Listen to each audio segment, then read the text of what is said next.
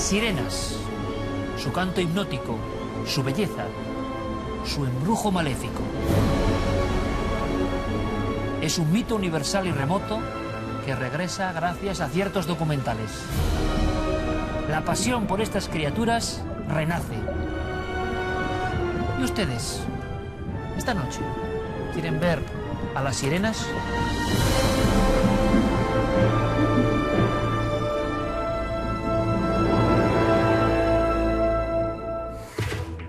Buenas noches, bienvenidos a la Nave del Misterio. Nos han preguntado por activa y por pasiva. Hemos recibido decenas, miles en estos años de correos, yo creo, y de peticiones de hablar de este tema. Yo me preguntaba sinceramente, ¿pero qué sentido tiene hablar de sirenas? Una leyenda tan antigua, tan bien demostrada. Algo pasa, y si quieren, en apenas unos minutos vamos a visualizar a las sirenas, casi a sentirlas, a tocarlas. Va a ser alucinante. Y nos marchamos a las profundidades con la primera noticia de esta semana. Santi. Pues sí, porque nos es fácil imaginarnos a las sirenas surcando este bosque sumergido. Miles y miles de árboles que se encuentran en el Mar del Norte frente a la costa de Norfolk. Apenas a 700 metros de la costa los encontraron por accidente un par de buceadores. Es un bosque de árboles de verdad, de árboles que tienen 10.000 años de antigüedad y que estaban sobre la superficie del mar hace esos 10.000 años. ¿Qué sucedió? El final de la era de hielo. El mar subió 120 metros y se tragó este bosque que era tan grande como toda Europa. Y ahí esperan encontrar muchísimas cosas, aparte de esos árboles petrificados que se han convertido en arrecifes, donde anidan todo tipo de especies submarinas, también puede haber fósiles de mamuts y de otras especies de la edad del hielo, con lo cual puede ser un reservorio que nos puede reservar muchas sorpresas. De pronto, un bosque tan grande como toda Europa, o algunos de sus fragmentos, acuático y como una caja de Pandora esperando a los investigadores. Investigadores están sobre el terreno de una serie de testimonios muy raros, muy angustiosos, muy agobiantes. Se habla de Slenderman. Se ha convertido ya en una especie de mito moderno, pero algunos piensan que la aparición de una figura con estas características, fantasmagórica, muy alta, es real. Últimos casos, Carmen. Bueno, Slenderman además actuaba en los bosques donde se llevaba, en las leyendas que cuentan sobre él, a los niños. Lo que pasa es que ahora en Cannon Shakes, en el Reino Unido, en vez de ver a ese personaje, a esa figura de más de 2 metros de alta, una figura como talar, vestida completamente de negro con un sombrero, ahora la gente se lo está encontrando en sus habitaciones, lo cual está dando pues mucho pánico a una población que ya de por sí creía en esa figura, en esas leyendas. Aseguran que por lo menos 3 vecinos han recibido la visita de ese hombre que aparece la mayoría de las veces a los pies de la cama. Una señora asegura que estaba en medio de su dormitorio, justo donde ella tenía los pies, en la cama, al fondo, y en el armario vio cómo se dibujaba una figura de grandes dimensiones con una cara blanca. Ella no creía que fuera ninguna aparición, es más, se levantó y el susto fue tremendo. Dice que casi tiene que ser ingresada porque se encontró con una figura terrible, terrorífica, fantasmagórica, con un rostro que nunca había visto. Otro de los testigos asegura que estaba flotando por encima de su cuerpo unos centímetros y que esa figura empezó a subir, a subir, a subir hasta que desapareció en el techo. En fin, la policía también está recogiendo estos testimonios porque se está generando un pánico hacia Slenderman, que bueno, es una figura que también ha provocado crímenes, ¿no? De 2 adolescentes que mataron a un compañero en nombre de Slenderman para que pudiera ser uno de ellos, para entrar a formar parte de ese lado oscuro que siempre genera este personaje. Slenderman es un mito, Slenderman es una invención que cobra fuerza a raíz de la red y de ciertas composiciones, ¿no?, libres que van dándole autenticidad. Es un mito, de acuerdo, pero resulta que en muchos de estos lugares donde está este mito hay historias muy antiguas que tienen mucho que ver, por lo menos en la escenografía, con lo que se cuenta de Slenderman. Es como si el moderno mito hubiera tomado el disfraz de lo que ya se contaba. Precisamente, y es muy curioso, ha habido una televidente, una espectadora, que nos mandaba un testimonio pintado, que es algo que yo nunca había visto, me parece espectacular, describiendo un testimonio pintado, su habitación y cómo vio lo que llamaba Shadow People, ¿no? Esta gente de las sombras, que es muy Slenderman, vagando, como le decía Carmen, ya no en un territorio, sino dentro de la propia habitación. No en una habitación, sino en un lugar que tiene que ver ni más ni menos que con la policía. Ha ocurrido algo extraño. Nuestro compañero Gonzalo Pérez Sarro seguía la historia hace tiempo. Véanlo. Nuestro compañero Nacho Ares ha pasado su peor noche investigando con auténtico terror en este sitio. Y ustedes me dirán, pero si no tiene nada de anormal, no tiene nada de escabroso, ¿no, verdad? Pero ¿sienten algo viendo estas imágenes? ¿Les produce algo este lugar? Véanlo, véanlo con atención. Es plena oscuridad, dependencias policiales, policías, miembros de mantenimiento, un pueblo de Cáceres daban la voz de alarma. Está pasando algo, lleva mucho tiempo pasando algo. Hemos estado allí, hemos investigado. Hay muchos sonidos que tienen que compartir con nosotros. Nos marchamos a una central nuclear, pero no por cuestiones de desastre, sino porque algo la ha sobrevolado, ¿no, Santi? Pues sí, desde que existe la historia de los ovnis, yo creo que estos objetos se han sentido atraídos por las instalaciones nucleares. Incluso se dijo que uno intervino en Chernóbil para minimizar de alguna forma la catástrofe. Pues bien, lo que no sabíamos es que desde octubre hasta ahora ha habido decenas de incidentes de ovnis sobre centrales nucleares francesas y belgas. Y se ha especulado, era un peligro para la seguridad, si podían ser drones, si podían ser helicópteros, si podía ser algún tipo de aeronave no controlada. De hecho, se culpó a Greenpeace, que podía ser que estuvieran haciendo algún tipo de reportaje o algún tipo de experimento con estos drones. Greenpeace dijo que ellos no tenían nada que ver con el asunto, pero la auténtica campanada la acaba de dar Pascal Pezzani, que es el director de una de estas centrales nucleares, la de Blayais, en Francia, que estaba dando tranquilamente su informe anual a la prensa, una rueda de prensa. Uno de los periodistas le pregunta por esto y entonces él, bastante enfadado, dice lo siguiente. Dice, miren ustedes, yo sé que esto no era ni un helicóptero, ni un dron, ni una aeronave, ni un globo, ni nada que se pudiera identificar. ¿Qué es? No lo sé. Es un objeto volador no identificado, pero desde luego no es ninguna de las hipótesis que se ha apuntado. Con Redaños, el director de la central nuclear. Vamos en busca de un lugar bastante evocador, ni más ni menos que el Vesubio, las faldas del Vesubio, el mundo muerto de ciudades romanas alrededor del Vesubio, porque hay un papiro calcinado que cuenta un secreto. Hay muchos papiros calcinados que tienen muchos secretos por revelar. Lo que pasa es que no se tenía la tecnología necesaria hasta ahora para que poco a poco fueran surgiendo las palabras que estaban escritas y que se quemaron. En el año 79 después de Cristo, el Vesubio arrasa no solo con el Colano, sino también con Pompeya, y muchas de esas bibliotecas de grandes señores que tenían allí, como la biblioteca donde se ha sacado este manuscrito, que era la del cuñado de Julio César, pues quedaron relegados a lo que vemos, a piezas de carbón. ¿Qué ha pasado ahora? Que gracias a la tomografía de fase de rayos X, lo que se ha conseguido es que esas frases sueltas parece que salgan del texto. Es decir, lo que consigue esta tomografía, que es utilizada normalmente para el análisis de pulmones, de corazón, de órganos internos, hace que las letras salgan como 1 milímetro por encima del papiro y se pueda leer perfectamente el texto que había quedado calcinado, que había quedado quemado. Se cree que el texto, el primero que están analizando, es un escrito de Filodemo, que era un filósofo y poeta, y también se ha podido rescatar incluso de ahí un alfabeto griego que venía en uno de esos papiros, con lo cual hay muchísimos tomos como estos que pueden revelar verdaderamente obras que se creían desaparecidas. ¿Cómo está el mundo de la epigrafía y de los CSI que buscan códigos antiguos? Hace poco en La cara de una momia se hablaba de un evangelio perdido, ahora esto, sorprendente. Para más sorpresas, antes hablaba Santi de ciertos drones, ahora echar la culpa del tema ovni al dron es lo más básico, pero claro, ¿y si es un dron murciélago? Pues sí, porque los drones pueden estar a punto de cambiar la fisonomía que tenemos de ellos para siempre. Si tienen un problema es la autonomía. Puede que tengan un tiempo de vuelo muy corto. Eso se debe a que esas aspas, parecidas a las de los helicópteros, pues hay que alimentarlas con una batería eléctrica. Pues bien, en la Universidad de Virginia han pensado imitar el animal que aprovecha más eficientemente la energía de su aleteo. ¿Y cuál es? El murciélago. Mediante ordenadores han analizado la forma de volar, la forma de aletear de los murciélagos y creen estar en condiciones de fabricar un dron comercial que utilice esas mismas técnicas de vuelo y aguante con esa batería muchísimo más tiempo y pueda servir para muchísimas otras cosas y sea infinitamente más eficiente. Así que la próxima vez que veamos una especie de murciélago extraño revoloteando por el cielo, lo mismo resulta que no es un animal y es un dron. Buenísimo, Santi. ¿Por qué?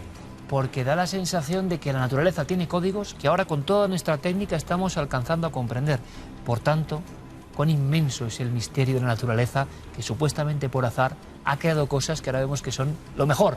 Yo recuerdo siempre los guantes de los astronautas que se imitaron en la llegada a la Luna de la salamandra. Al final, el mejor ejemplo era la salamandra. tú dices, ¿no es misterio eso? Vámonos con Mundo Insólito directamente, pero antes les recuerdo una cosa.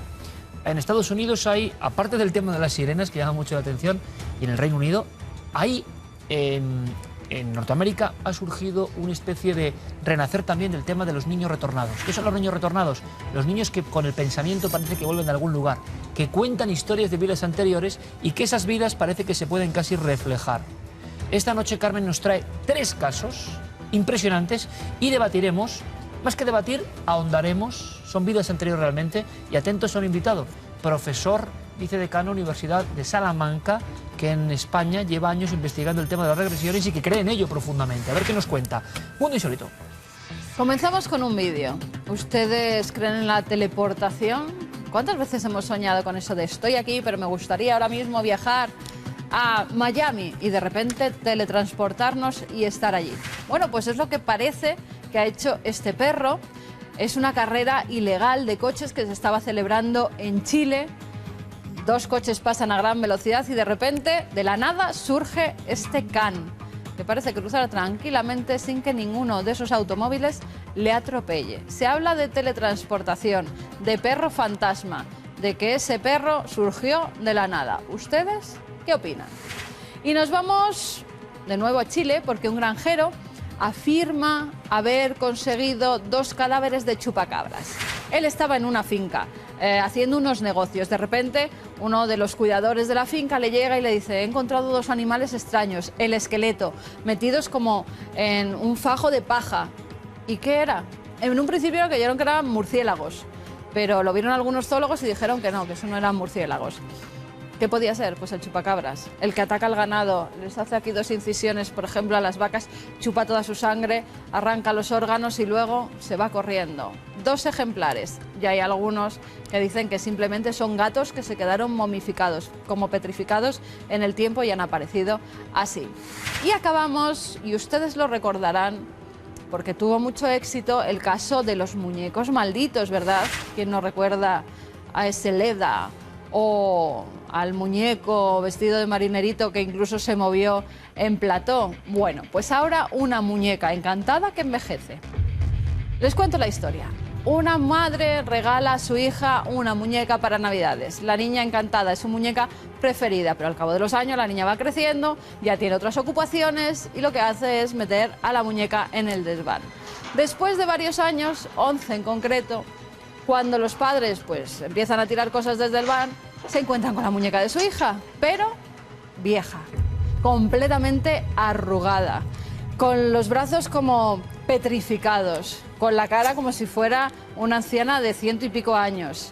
Les dio tal susto que no sabían qué hacer con ella y se la regalaron a unos amigos. Esos amigos se la regalaron a otros y los otros acabaron por venderla porque creían que la muñeca que envejece estaba maldita. Vamos a hacer una cosa importante. Acudir al mundo de las sirenas, que por cierto tiene similitudes con esto que contaba Carmen en Mundo Insólito. Algunas sirenas del pasado, entre comillas, parecían más bien esqueletos de chupacabras. Van a comprobarlo. Vamos a sumergirnos, vamos a zambullirnos, vamos a comprender por qué en los últimos tiempos han llegado a tantas peticiones de las sirenas. Unos documentales con extraordinaria audiencia y que recreaban perfectamente no solo el mito anterior, sino si pudo haber algún tipo de raza o de evolución paralela entre hombres y producto, digamos, del mar. Va a ser sorprendente. Tenemos el mejor guía. ¿Se vienen con nosotros?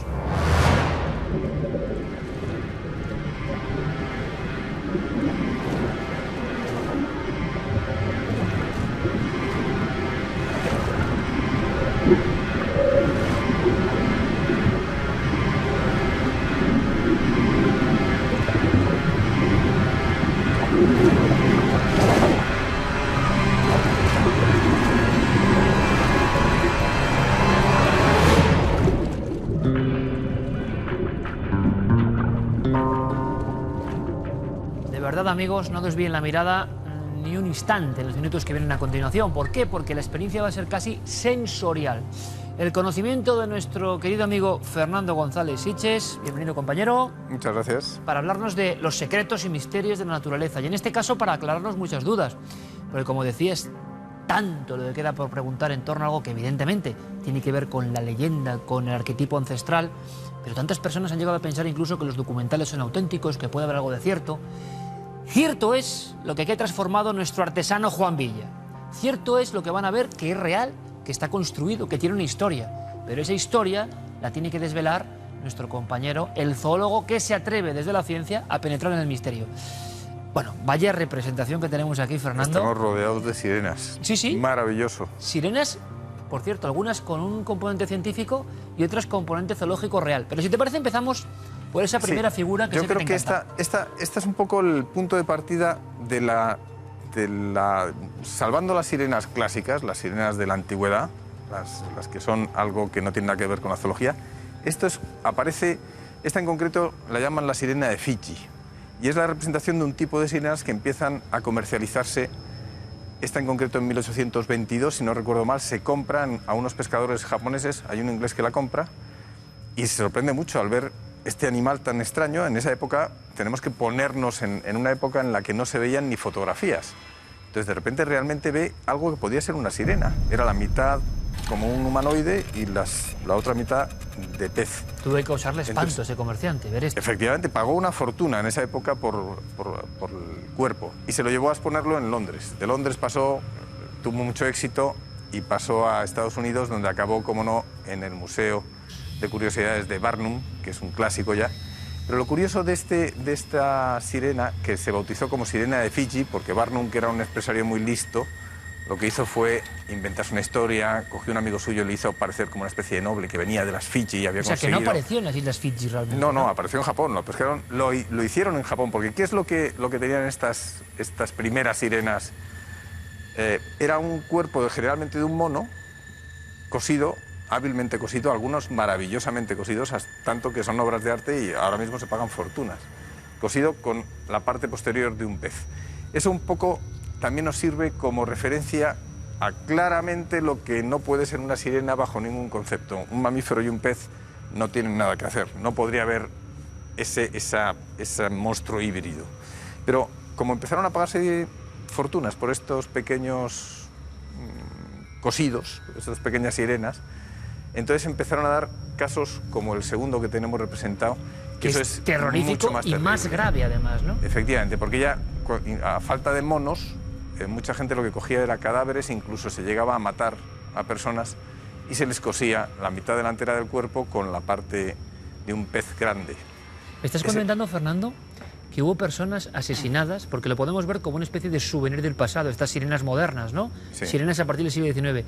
Pero tú me quieres decir que hubo personas que estamos viendo su esqueleto, su pelo, sus garras, todo perfectamente modificado pero real.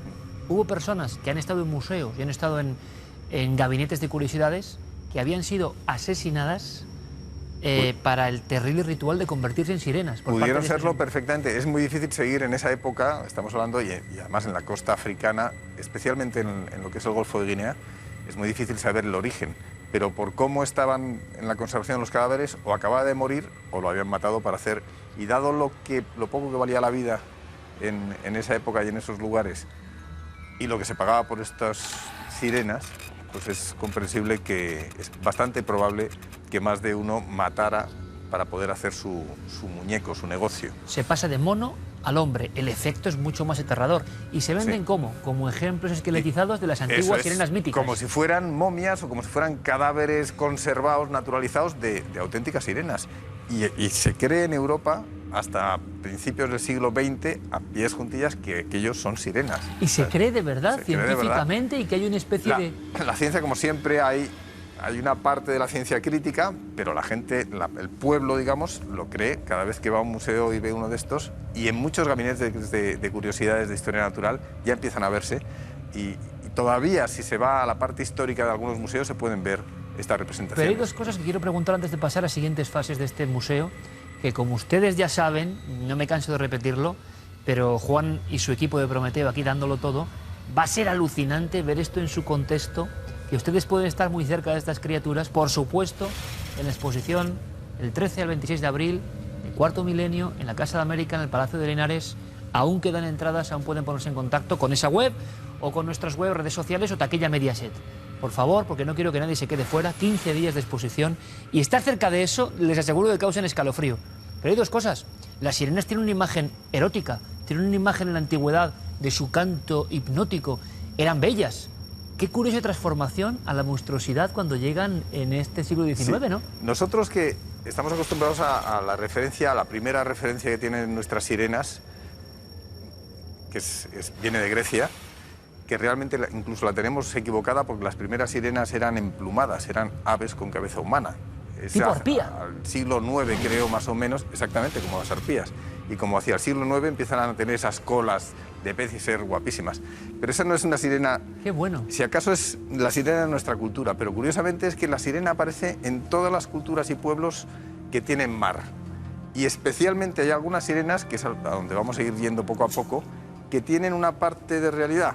Entonces hay unas sirenas que de repente te encuentras que en vez de ser estos peces, mezcla de pez y de mono, o en el peor de los casos de personas, pues es una mezcla de algo que al principio los científicos no acababan de saber qué eran, que es el siguiente caso que tenemos. Este en concreto es una mamiguatá. Mamiguatá es una de las sirenas que esto da mucho miedo, ¿eh? En el Golfo de Guinea. Pues esto es una representación realmente terrorífica, pero bueno, es que tú imagínate una momia con parte de un animal. Evidentemente te causa terror. Y estos ya empiezan a tener, este caso, si te fijas, hay un dato curioso, una forma curiosa, que es la cola. La cola ya no es de pez, esa cola es de un mamífero marino. Esa es una cola que ya no tiene radios como le pasaba. Ha habido un cambio. Ha habido un cambio y eso quiere decir que en la zona algo había que hacía que las sirenas fueran un poquito más reales. Y de hecho todavía hoy se conserva. Yo he estado en el Congo, en Brazzaville, comiendo curiosamente en un restaurante que se llama Mamiguatá, y hablando con los dueños decían que allí se seguía creyendo. Pero el Mamiguatá entonces es un ser tipo Kelemembe, tipo que está ahí presente en la... Es una sirena, es una forma de su mitología. Como realidad, absolutamente. Y además te dicen que atrae todavía a las jóvenes, se meten en el agua, y que si quieres rescatarlas tienes que tirar joyas y alhajas al agua, y si tienes suerte de que las acepta la Mamiguatá, te la devuelve a la niña, pero siempre sin voz, le roba la voz. O sea, tiene ese encanto. Pero como los maravillosos seres acuáticos españoles, Fernando, la lamia, están en su entorno y siempre está el proceso de encantamiento. Estas figuras que intentaban ser recreadas atraían al ser humano para un motivo que no era bueno al final, ¿no? Efectivamente. Una especie de engaño. Es un engaño, yo no sé, realmente en el tema de la Mamiguatá yo no sé cuál es el fin último de la Mamiguatá más allá de quedarse con los cuerpos de las ahogadas. Pero no la tienen como un ser malo, es un espíritu benigno. Y además es curioso porque como salieron con la esclavitud, cruzaron el Atlántico, la Mamiguatá ahora está en todo el Caribe, esa creencia sigue hoy. Y curiosamente, que es a donde vamos, son dos sitios, tanto la zona caribeña como la zona del Golfo de Guinea, donde hay manatíes. Esta última sirena que tenemos aquí. ¿Esto es real? Esto es real. Esto es es una momia de un manatí. Y los manatíes y los dugongos forman un orden que son los sirenos, los sirénidos, que zoológicamente existen y son mamíferos perfectamente adaptados a la vida bajo el agua. Y lo que pasa, en el caso de las hembras, este sería la momia de un macho, pero las hembras tienen unos pechos muy abultados. Entonces, probablemente estos marineros que pasaban meses absolutamente ignorantes, y pasaban meses en el mar sin ver una mujer, cuando llegaban a una costa que por fin era tierra, se venían un poquito arriba y veían que se asomaban, un poco como puede ser esta especie de monstruo. Imaginaros que se asoman un poco, que tiene una forma de cabeza y hombros con dos pechos, humanoide, lejos, empezaron a pensar que podían ser sirenas. Tanto que el propio Colón, al llegar a la Española, escribe en el diario muy simpático, porque dice, y allí nos encontramos con las sirenas, pero a fe mía que no eran tan bellas como las describía Heródoto, ¿no? Porque evidentemente era horrible. En su cuaderno de bitácora habla de las asegura, sirenas. y claro, viendo, esto es maravilloso, Fernando, claro. El cuerpo por aquí lo imaginamos, claro, en la lejanía, en aquel tiempo, con aquellos conceptos, ¿no? Y tú ves un ser, claro, bastante armado, con pechos, es la sirena, y decía que no era tan hermosa como... feas, ¿no? Pero curiosamente de estas sí que hay disecadas también, lo mismo que había todas estas mezclas de monos y peces. En la zona africana, del oeste africano, aparecen sirenas que son manatíes disecados o momificados. Y además vestidos con chascaurí, en fin. Y por cierto, todavía hoy has dicho, te he querido entender, que esto me parece interesante para conectar con el hoy, ¿se pagan fortunas, me dices, hoy por este tipo de figuras? Pero por las antiguas. Por las antiguas. Las que son, se puede demostrar que sean muy antiguas, es como tantas otras antigüedades, pues se pagan precio muy alto. Bueno, nos vamos de la antigüedad al hoy o al futuro. Claro, todas estas sirenas son un poco la desmitificación de una sirena que se vendió en el siglo XIX y XX como reales. Y esto que vamos a ir ahora, a raíz de este vídeo que sacó Animal Planet sobre sirenas, es, teniendo en cuenta toda la ciencia y una hipótesis evolutiva casi descartada por completo por la ciencia, pero interesante, esto es, si existiera una sirena, probablemente cómo sería, ¿no? ¿Y por qué? Y es, si te fijas, ya no tenemos nada que sea realmente de pez, tenemos bastante de manatí, y si nos vamos fijando en la evolución, para hacerlo muy corto, la hipótesis del simio acuático, que lo que dice es que en un momento, antes de que nosotros emprendiéramos nuestra ruta evolutiva, tuvimos un periodo en el mar, en el agua, en la orilla. Y entonces en ese momento nos empezamos a adaptar a una serie a la vida en el agua, y llegado el momento, por distintas circunstancias, acabamos emprendiendo una huida hacia el interior. Hay una teoría que dice eso, que mantiene eso. Hay una teoría que empezó, pues el primero que la postuló fue un alemán como en el 1942, y luego se ha ido, vuelve cada poco. La ciencia no le hace mucho caso, la ciencia a los puristas, pero sí tiene alguna cosa curiosa. La hipótesis se basa en que, bueno, somos los únicos grandes simios que no tenemos pelo, somos los únicos que sabemos nadar, no nos ahogamos. Parir en el agua se nos da muy bien, incluso al feto le viene bien, es una forma de parto natural. Los niños, si los tiras, no se ahogan, al principio parece como que saben. Controlamos las fosas nasales para poder aguantar la respiración debajo del agua, que no hace ningún otro primate. Una serie de cosas curiosas, que luego la ciencia te da otras explicaciones. Pero el caso es que, en función de todo esto, empezaron a construirse, en la hipótesis del documental, se empieza a hacer una idea de cómo podía haber sido que mientras una rama se iba a la sabana y evolucionaba, nosotros, otra rama se quedó en el mar y evolucionó hacia esta sirena. Entonces es una sirena, si os fijáis, ya no es tan terrible, bueno, tiene un aspecto terrible porque no es terrestre, pero tiene unas manos con membranas interdigitales para poder nadar, tiene una cola tipo la de los manatíes y dugongos, no es una con radios de pescado, tiene una cabeza con grandes ojos para poder ver en la oscuridad del fondo abisal, del fondo marino. Tiene los dientes que, aunque parecen terribles, no es con intención de hacer daño, sino que son los dientes perfectos para atrapar, isodontos, dientes todos iguales para atrapar pescados. Tiene una cabeza que sería muy interesante, si le hiciéramos una radiografía, los científicos piensan que podía tener un hueco y un aparato para poder comunicarse por ecolocación, como hacen las ballenas, o sea, poder ver el fondo sin necesidad de los ojos. Tiene un color que es, como le pasa a la gran mayoría de los peces, blanco claro por abajo, para que los predadores que atacan desde abajo lo confundan con el resplandor de la luz de superficie, y oscuro y azulado verdoso por arriba, para los predadores que le atacaran desde arriba, le confundieran con el fondo. En fin, que esto sí podría ser una sirena. Eso es lo más parecido a cómo sería una sirena si es que existen. Que, por desgracia, me encantaría pensar que existen, pero evidentemente no hay ningún vestigio, no hay ningún cuerpo, no hay ningún fósil. Entre otras cosas, los de la teoría esta del simio acuático dicen que no hay fósiles porque están debajo del agua. Qué maravilla la teoría, acudir al pasado, a estas sirenas un poco apócrifas que generaban expectación, pasar por alguna especie que puede tener que ver con las claves y terminar casi con unos animales del futuro, o que en este caso, que pudieron ser, quién sabe. Pero desde luego aprendemos cosas, por ejemplo, lo del azul y el blanco, que yo no sabía para qué era, ya lo he aprendido. Merece la pena. De verdad que ha sido, como siempre, una experiencia maravillosa, Fernando. Placer, gracias por el viaje submarino. Al revés, gracias por dejarme estar con sirenas. Y hasta la próxima, porque seguro, lo dije la otra vez, pero quizá alcemos el vuelo. Nos queda el territorio del aire, que también está lleno de criaturas increíbles y muy reales. Muy especiales. Fernando, gracias como siempre. Aprendemos mucho contigo y en este caso con la ayuda, como no, como decimos siempre, de Juan Villa y todo su equipo, que realmente nos permiten tener otro aspecto, ¿no? ¿Les ha gustado el viaje? Breve pero conciso. ¿Saben más cosas que no se vean de las sirenas? Y lo de siempre. Si ahora tenemos un montón de oportunidades para quien quiera. Se puede investigar, se puede buscar. Quien no se apasiona por algo no tiene excusa. El mundo de las sirenas, por el que tanto nos preguntaban. Aquí están algunas claves importantes. Vamos ahora con otras que tienen que ver con la infancia, con los niños. Esto pueden parecer cuentos de niños, pero desde luego son cuentos universales que llaman la atención de los primeros cronistas griegos o de Cristóbal Colón. No es poca cosa, y de algunos científicos que siguen pensando en ello.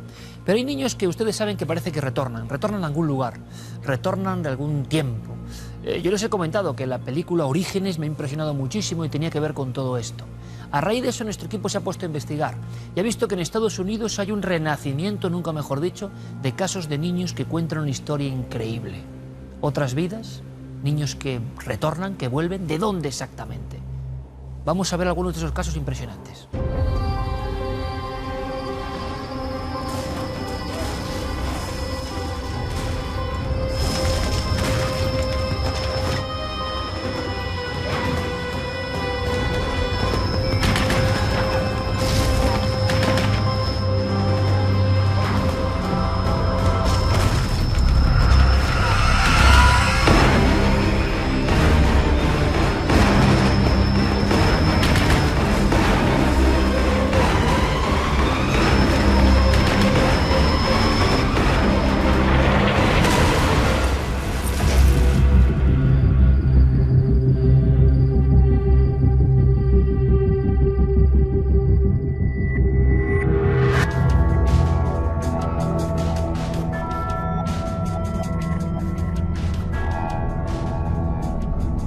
Hemos seleccionado 3 historias. Evidentemente son la punta de un gran iceberg. Esto no puede ser único. Ocurre en todas las culturas, en todas las partes del mundo, pero curiosamente en Estados Unidos hay esta ola por saber un poco más. Los niños hablan, cuentan cosas, relatan una serie de historias que no tienen que ver con el resto de las fantasías. A veces se va tirando de la madeja y los propios padres, como investigadores del asunto, del propio caso que están viviendo en su hogar, se acaban dando cuenta de que el niño viene con una crónica que parece retornar de otro tiempo. Pocos casos tan espectaculares y aparentemente con pruebas y datos, Carmen, como estos 3. ¿Por cuál empezamos? Pues si quieres empezamos por el caso de Andrew Lucas. En todos los casos, además, que vamos a tratar esta noche son niños muy pequeños, es decir, que no tienen conciencia de lo que puede ser a lo mejor una información, un telediario, una película. Hay que aclararlo para que la gente no se piense que pueden haberlo oído sus experiencias en algún sitio. Andrew Lucas era un niño de 3 años cuando empieza a decirle sobre todo a su madre constantemente: ¿por qué me dejaste morir en el fuego?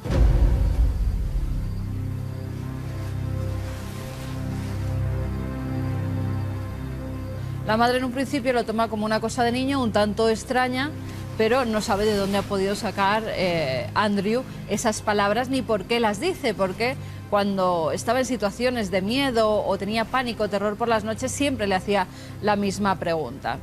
Ella empieza a investigar y empieza a hacerle preguntas al niño diciendo si recuerda algo más.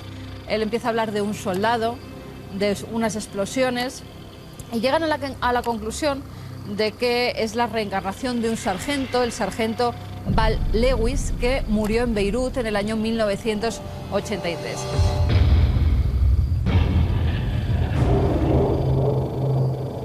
Hasta tal punto están seguros de que ese puede ser el reencarnado que hay en su hijo, que empiezan a buscar en hemerotecas si verdaderamente ese soldado murió en esas circunstancias.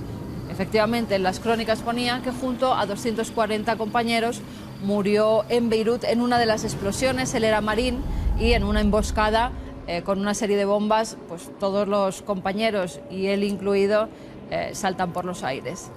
Llega un momento en el que los padres quieren darle algo de alivio a su hijo y lo que hacen es ir al cementerio donde está enterrado este marín. Van hasta allí y no solamente reconoce su tumba, sino que empieza a reconocer las tumbas de los que habían caído con él, de sus amigos, de los soldados, sin que nadie le dirigiera a ningún sitio. Él va tumba por tumba diciendo, mira, este era mi amigo, compañero que estaba en mi grupo cuando nos hicieron estallar la bomba. Con lo cual, Con 3 años, has dicho. con 3 años. Niños extremadamente pequeños para tener esa inventiva. A lo largo de los años, cuando ya van cumpliendo, parece que esas vivencias, en cierta forma, se van olvidando. Bueno, y los padres, en este caso, los casos que vamos a contar, parece que son lo suficientemente abiertos para no decir niño cállate, darle un bofetón, en algún caso extremo, ¿no?, que puede ocurrir, y ha ocurrido, casos de niños con malos tratos, porque contaban estas historias, y que han sido, como dice el maestro Enrique, educastrados pero de raíz, ¿no? Desde el inicio, no les han dejado desarrollar su historia. Hay padres, por fortuna, mucho más comprensivos y que han llegado a investigar, a documentarse las imágenes de esa madre buscando en internet a ver si coincide. El niño daba unos datos concretos. Siguiente historia.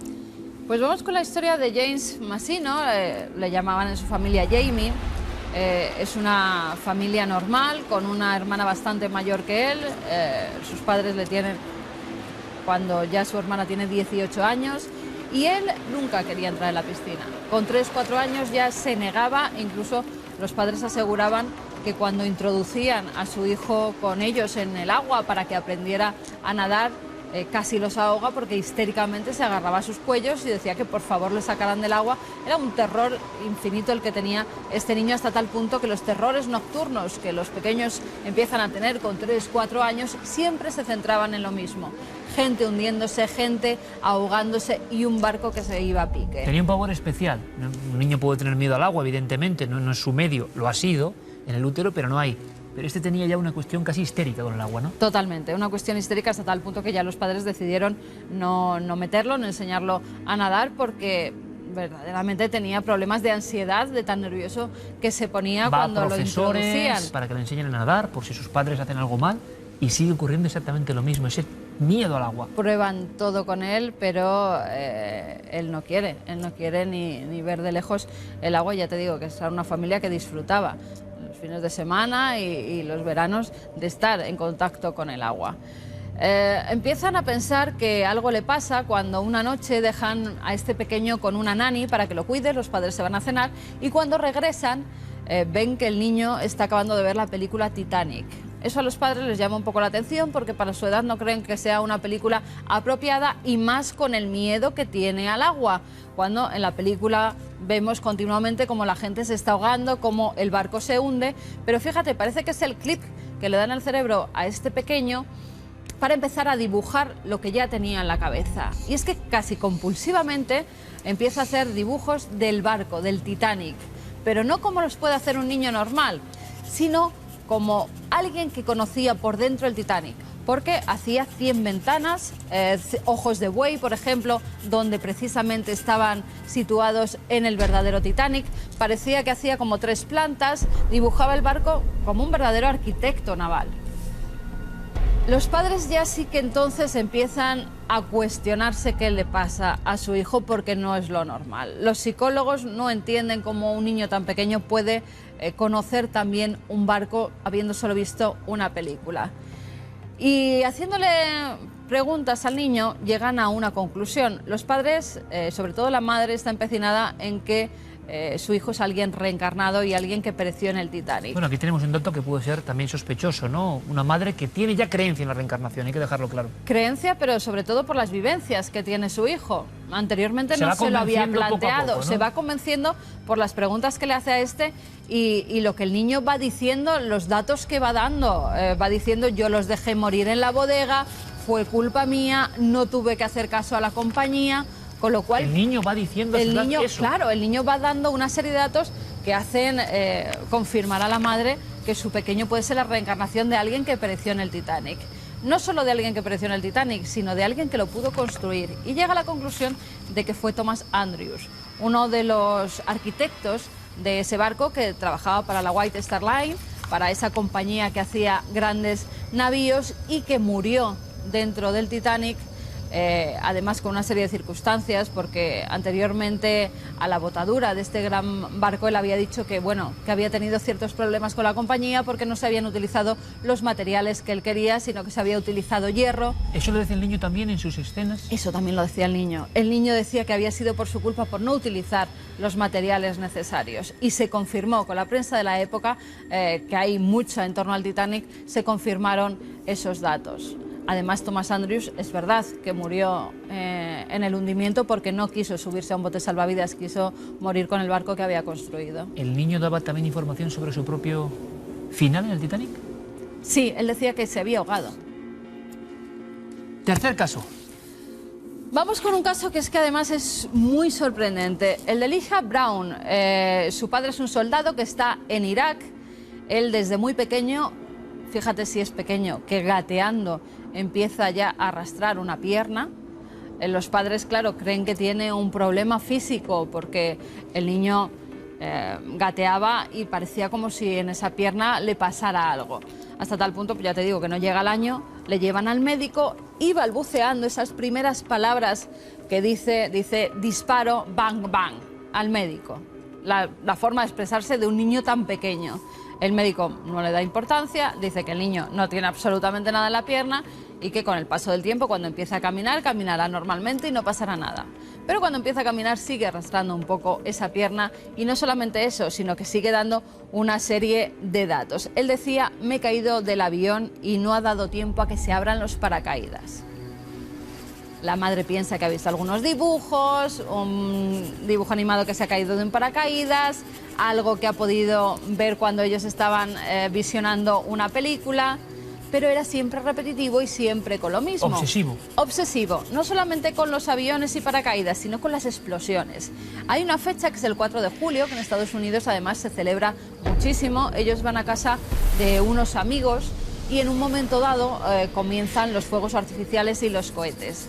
Él tiene tanto pánico que se lo tienen que llevar de esa fiesta porque parece que el ruido como de bombazos o de explosiones le afecta muchísimo.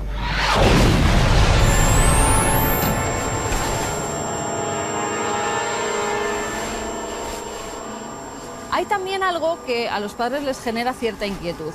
Están en el salón viendo un documental. El documental era sobre el Führer, sobre además los soldados alemanes. Él estaba jugando y el niño escucha unas palabras en alemán, se ríe, y cuando los padres leen lo que hay debajo era una especie de chiste que había hecho Hitler.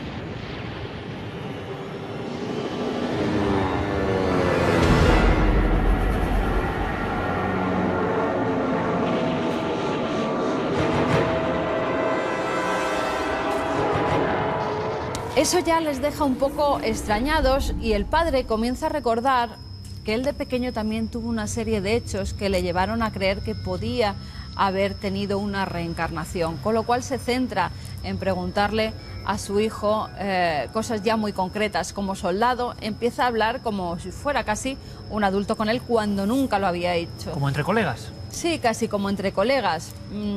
El padre siempre había querido dejar por separado debido a su profesión. Había estado en Irak, había visto muerte, había visto bombas, pero nunca a sus hijos, y menos tan pequeños, les había contado estas escenas tremendas que se viven, ¿no?, en los conflictos, en las guerras.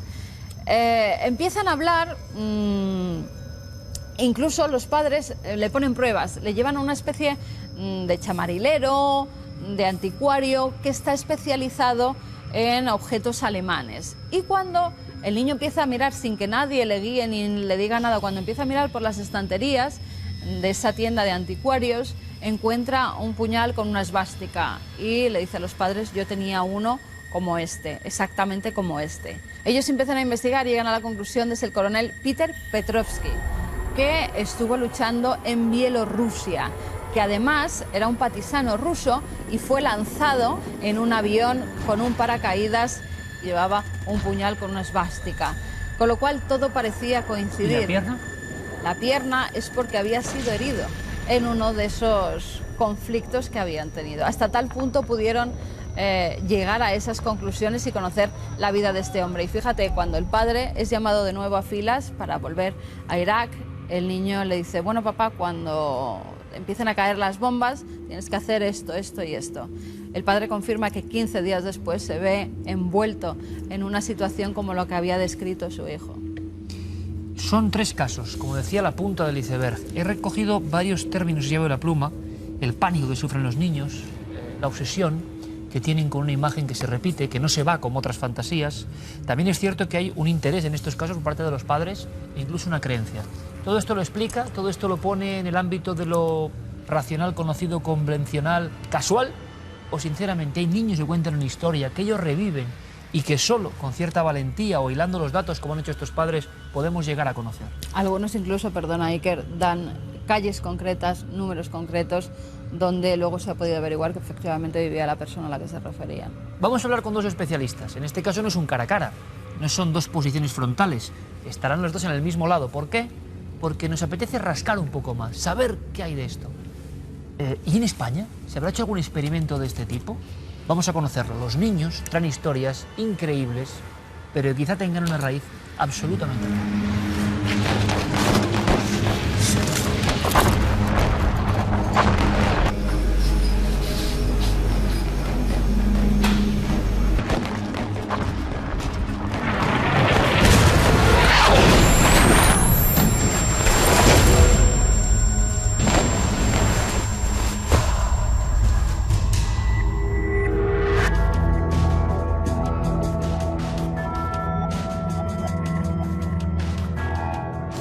Les voy a contar una cosa. Hacía tiempo que andaba siguiendo la pista, seguro, de una persona muy interesante y que les va a gustar. Cuando me contó mi amigo Diego Marañón que en la Universidad de Salamanca, ni más ni menos, había alguien que rompía todos los parámetros, estaba un poco en vanguardia, conocía estos temas de los que hablamos y que son apasionantes, y no solo eso, sino que llevaba media vida experimentando y describiendo en libros sus hallazgos, sus teorías, sus hipótesis. Terapia regresiva o hipnoterapia, acceso a vidas pasadas, con una pregunta. Es el profesor Vicente Ortiz. Entre otras muchas cosas, él es vicedecano de Infraestructuras y Economía de la Facultad de Psicología de la Universidad de Salamanca, ahí es nada. Pero sobre todo es alguien, estoy seguro, entusiasmado por saber un poco más. Le agradezco muchísimo que esté en esta mesa. Vicente, buenas noches. Buenas noches. Bienvenido. Gracias. ¿A ti te suena raro lo que hemos contado? No, a mí me resulta bastante familiar este tipo de cuestiones porque se detectan también muy habitualmente en casi todas las consultas de los psicólogos en España. Pero casi bueno, me estás hablando de España ya, Sí, porque sí. alguien puede pensar, Vicente, hombre, ya, el asunto de los americanos, que todo lo hacen. Claro, vayamos a nuestro territorio. ¿Tú Sí. te lo has encontrado, tipo de caso? Sí, yo creo que no sería un problema de la memoria como instrumento básico para la rememoración, sino que sería un estado profundo de concentración meditativa en el que se logran recepcionar informaciones muy sugerentes de su propia experiencia, imágenes concatenadas donde el individuo dice reconocerse y todavía más, donde supuestamente son capaces de comunicarse con ciertos maestros denominados ascendidos, o sea, el colmo. Pero vamos a ver. El colmo del ejercicio paranormal. Vicente, vamos a ver. Sí, espero que... además me sorprende porque me cuentas que no hay ningún problema en tu categoría, digamos, académica y estar interesadísimo y trabajando en esto. ¿Me quieres decir que tú piensas, tú haces esa pregunta, acceso a vidas pasadas, ¿hay vidas pasadas? Hombre, yo creo que, bueno, vamos a empezar por, si hacemos una reflexión cultural y antropológica, hay más de media humanidad que lo acepta. Eso de entrada. Que aquí en Occidente somos muy listos y casi siempre negamos lo que desconocemos, ¿no? Entonces, aquí también hay personas que hay un núcleo poblacional importante que pueden tener la sensibilidad suficiente como para aceptar este paradigma, que por otro lado es muy racional, muy comprensivo y muy crítico también, ¿no? Y si lo miras bien, todas estas experiencias que ya vienen desde el siglo pasado y demás, pues nos ponen en la pista de que realmente se han producido estos fenómenos, se producen en niños de forma espontánea y en las regresiones con adultos donde dicen vivir vidas pasadas. Y Si es muchas que esto es muy veces, sencillo. Vicente, tú lo has tenido en tu consulta, ¿no? Es Sí, decir, sí. personas, puedes hacerme, yo sé que es muy difícil, Sí, no. Y ven ustedes al maestro Enrique de Vicente, que como en el fondo somos entusiastas igual, está seguro como muy entusiasmado con lo que se está diciendo aquí, porque no es normal ni quién lo dice, ni cómo se dice, ni es muy conocido en España todo esto. Hombre, sobre todo, además, por quién es y por la valentía que tiene en hablar. Porque vamos a ver, el problema que hay en muchas universidades españolas es que un sector mínimo que tienen una mentalidad, sea inquisitorial, sea stalinista o sea neonazi, es decir, lo tengo que calificar así, tú sabes a qué me refiero, es decir, persiguen a muerte e intentan anular y exterminar dentro de todos los sectores sociales, pero sobre todo en la universidad, a cualquiera que se sale del tiesto. Y la única manera de que avance el conocimiento, sabemos que es saliéndose del tiesto. Sin embargo, Enrique, al final esto va a ser, no, yo creo, una mesa de herejes, pero estamos viendo constantemente, en esta mesa están constantemente profesores universitarios que tienen interés real, mucho más allá de su progreso o no, cuestiones en saber, que al final es... El mundo no avanza de otra manera, la humanidad, el conocimiento no avanza de otra manera más que atreviéndose. Por tanto, disfrutemos un poco de esta oportunidad de que no sea la primera vez, la última vez, quiero decir. Vicente, tú me quieres decir que puede haber un caso tipo, no sé si podrías resumirlo, algo que te haya sorprendido, por ejemplo, algún detalle que pueda sorprender también a nuestro público. En una de tus investigaciones, en una de tus regresiones, ¿aparecen quizá elementos que luego se pueden corroborar o que tienen una coherencia? Que son coherentes las narrativas, sí, porque se puede, dentro de los textos, dentro de las sesiones, dentro de las historias clínicas, se pueden hacer investigaciones posteriores de distinto tipo, ¿no? De todas formas, en esa, por ejemplo, del 2009, yo apliqué al estilo de Ian Stevenson un cuestionario, un protocolo en un muestreo incidental a 20 sujetos y el 65% dio cuantitativamente positivo en la reelaboración de secuencias encarnativas y en la cualidad de las mismas, porque hay 124 sesiones, por ejemplo, en ese libro, donde se relata claramente todo lo que dicen ellos y lo que digo yo. Claro, las reencarnaciones sí tienen muy buena fama, o la gente ha acabado hablando de la reencarnación como una especie de sota, caballo y rey muy sencillo, y entonces dicen, bueno, esto...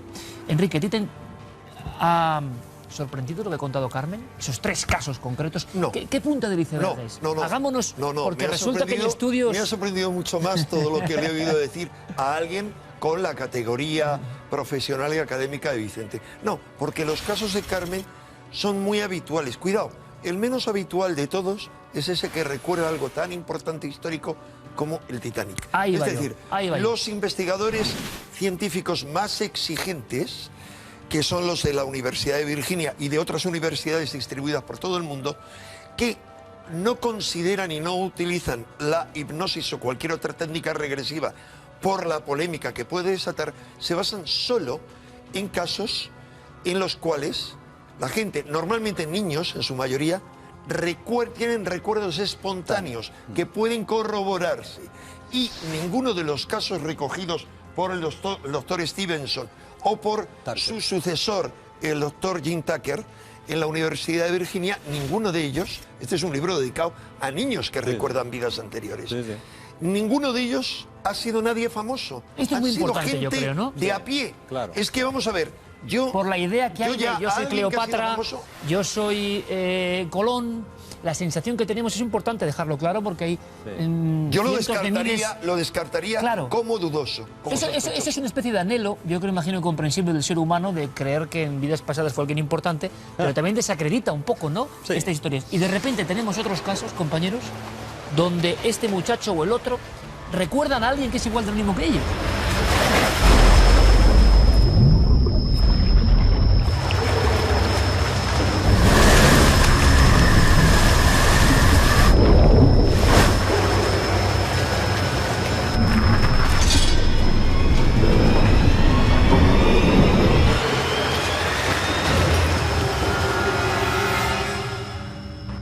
Yo creo que lo más habitual es ser anónimo. Lo más habitual es ser una persona normal, de la vida cotidiana, y no vas a ser siempre Ricardo Corazón de León o Antonieta en la corte de Luis XV o el que toque, no recuerdo. Entonces, bueno, yo creo que ese sentido común de la reiteración de vidas, unas veces es muy habitual que te toque hacer cosas muy cotidianas y muy elementales, y otras a lo mejor te toca, pues compensatoriamente, hacer otras cosas más sugerentes. Pero yo creo que la culpa de todo eso la tiene, me parece a mí, Shirley MacLaine, ¿no? Que en su libro planteó pues una especie como de mito donde todas las encarnaciones habían sido todas pues estupendas y muy sugerentes. Eso incluso no es sostenible a nivel kármico. Claro, pero hay una cosa importante, Vicente, que yo quería preguntarte, luego por supuesto al maestro Enrique. En los casos que ha contado Carmen, o en la inmensa mayoría de los casos que nos llegan, que eso no quiere decir que sean todos, hemos visto una historia de alguien que se ahoga en el Titanic. Tampoco es alguien absolutamente conocido, ¿no? Constructor del Titanic, me dicen a mí quién es.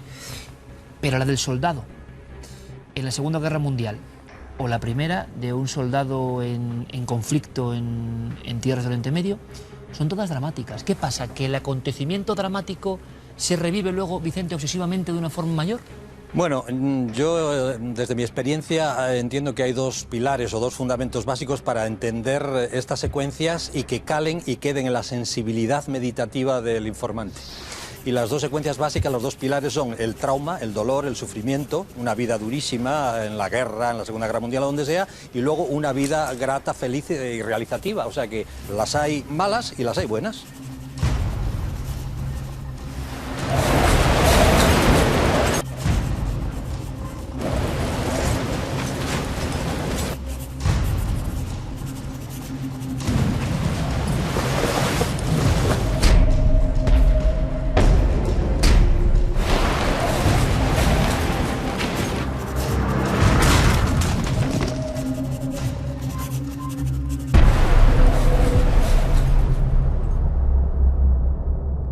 Tú, Vicente, si has tenido Sí. la percepción de que muchísimas personas anónimas hoy en España, Sí. cuando reviven esa especie de secuencias de recuerdos, sí que son felices también. Me gustaría dejarlo claro. Sí, sí, claro que son felices y son vidas muy regaladas. Bueno, en sí misma la vida es un regalo, por favor.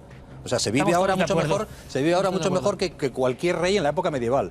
Y entonces, en los casos que yo planteo, que he visto solamente 50 casos personales, pero que suman más de 500 sesiones individuales detalladas y minuciosamente trabajadas, pues se observa lógicamente esos avances, esas diferencias, esos contrastes, cómo quedan los valores, cómo se reviven, cómo se retoman. Entonces yo creo que es un constante aprendizaje el de la especie y el de los individuos. Por eso una vida, como decía Voltaire, no tiene sentido. Una sola vida no tiene sentido. Es que en una vida vas a aprenderlo todo, no aprendes nada. Voltaire y tanta otra gente importante, sí. famosa, intelectuales de prestigio, que han sostenido su Sí. creencia en la reencarnación en épocas en las que eso era herejía. ¿Cómo cuál es, O sea, Enrique? el gran Sí. Benjamin Franklin, Sí. que fue el padre realmente de la Revolución Americana, que era un científico de una talla enorme, el padre del periodismo americano, o sea, periodista, fundador de un periódico, impresor, embajador, masón, templarista, 1000 cosas, un genio sin par. Él hizo en su tumba un epitafio donde decía clarísimamente que esa vida había sido nada más un libro que había tenido anteriores ediciones y alcanzaría ediciones sucesivas. Y como él, muchísima gente, pero mucha gente... ¿Ha habido estudios concretos? ¿Tú tenías algún dato, Enrique? Simplemente para que el público lo sepa, yo Sí. también. Como comentabas antes, universidades en Estados Unidos que se pusieron de verdad manos a la obra de decir, bueno, ¿qué pasa con este fenómeno? Sí, se han puesto, cuidado, siempre con pinzas. Pongo el ejemplo más adecuado, es el de la Universidad de Virginia. Los casos están muy bien elaborados y ahora ellos elaboran por cada caso un cuestionario con 200 parámetros que son muy fáciles de meter en un ordenador, de tal forma que luego pueden hacer estudios estadísticos. ¿Qué ocurre? Ellos, de esos 2.500 casos, seleccionan siempre, solo esos, comprenden aquellos que tienen al menos 2 de 6 parámetros. Esos 6 parámetros son, primero, para mí el más importante, que el niño haya nacido con algún tipo de deformidad, mancha, con lo que sea, que tenga que ver con la presunta vida o presunta personalidad anterior. En ocasiones es asombroso. Por ejemplo, en una ocasión es un niño que nace con un muñón, 2 niños que nacen con muñones, y la supuesta vida anterior, de la que luego veremos dan muchos detalles, en una de las ocasiones se lo cortó una máquina industrial y en la otra con una espada se la cortaron. Yendo al fenómeno, Sí. ¿ese estudio de la universidad llegó a alguna conclusión? ¿Para ellos no cabía duda? No, conclusión definitiva no hay ninguna. Es decir, lo que hacen es acumular casos, pero un caso en el cual, vamos a ver, las 6 condiciones. Una, marcas. Otra, afirmaciones sobre una vida anterior, dada por el niño, que normalmente lo hacen entre los 2 años y los máximos 7 años. A los 7 años desaparecen los recuerdos. Eso no. Empiezan a desaparecer los recuerdos. Que puedan comprobarse reconocimiento por parte del niño de personas, objetos o lugares donde habrían vivido en su personalidad anterior. Que el niño muestre conductas singulares propias de esa personalidad anterior. Por ejemplo, una afición extraña a ser comerciante de un determinado tipo o a ser artista. O sea, una obsesión con eso que luego es corroborada. Otra, sueños premonitorios por parte de la madre, por parte de un familiar, de que el niño va a ser tal reencarnación. O que el renacimiento del bebé haya sido anunciado por el difunto antes de morir, dando detalles concretos. Vicente, y para ese niño que recuerda, que comenta Enrique, ¿qué consejo podríamos dar si alguien nos ve desde tu punto de vista y empieza un niño? Claro, porque puede haber un ámbito de la fantasía. Sí. Habrá muchos ámbitos que sean lo convencional, normal. Pero, hombre, este tipo de casos, y sabemos, ponemos líneas de contacto. Yo sé que Enrique tenía mucho interés en hacer esto. Ponemos líneas de contacto si ustedes han vivido algún caso de este tipo y nos pueden informar. Porque para los padres puede ser un problema, ¿no? Un niño de 3 años que empieza con la pierna tal y decir que es un soldado muerto. Es que no tiene... Lo lógico es quitarle, cercenarle cualquier conexión con la investigación de ese caso, ¿no? ¿Tú qué recomendarías? Hombre, yo lo que recomiendo siempre es mucha calma, mucha tranquilidad y mucha comprensión para ver qué datos y qué indicadores coherentes va desarrollando el niño, ¿no? Entonces, bueno, acordaros del famoso caso de Cameron de la UNAI, ¿no? Que justamente es el que trata Jim Tarker en la Universidad de Virginia. Ahí le dice, un día se levanta el niño y le dice a la madre que ya no es su madre y que el otro no es su padre y que su padre verdadero vivía en la isla de Barra, y va Jim Tarker, pues dice, bueno, vamos a verlo, la madre le lleva donde este experto de la Universidad de Virginia y justamente aparecen las constantes de que el niño decía y se comprueban además la presencia de antiguos familiares prácticamente ya en una edad provecta. Que él reconoce. Que él reconoce y además que concuerda un poco, grosso modo, con los nombres que el niño daba. O sea, que hay casos que son mucho más fantásticos. asombrosos. Pero por lo tanto, Enrique, permíteme, un espectador nuestro, una familia, y bueno, no será habitual, pero de repente el niño, en ese mundo todavía que vivimos con la fantasía y que no sabemos si esa antena es que está especialmente proclive, ¿no?, a recibir otras cosas, empieza a contar estas historias, porque hay otro factor. Vemos que si no se hace caso, eso va desapareciendo, se va desmadejando. Claro, porque la capacidad racional del individuo va tapando, casi como el síndrome de la cebolla, todos esos componentes emocionales y afectivos. Entonces, la racionalidad, los sistemas estimulares medioambientales y todos ellos van actuando a modo de taponar sensibilidad, emoción, afectividad y percepción.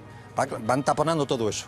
Y entonces, claro, ¿Han echado cemento sobre ese cerebro? O por lo menos una cierta capa de cotidianidad que involucra en lo que llamaba Freud el principio de realidad. Y este niño acaba creyendo que es una fantasía, igual no lo es. No, y además otra cosa más grave. Yo he visto algunas personas que han sido medicadas psiquiátricamente por plantear este tipo de secuencias. Yo recuerdo, por ejemplo, una niña que empezaba a ver con naturalidad a los 15 años a su abuelita en el espectro de manifestación, cuidando o protegiendo energéticamente a su madre o a su padre.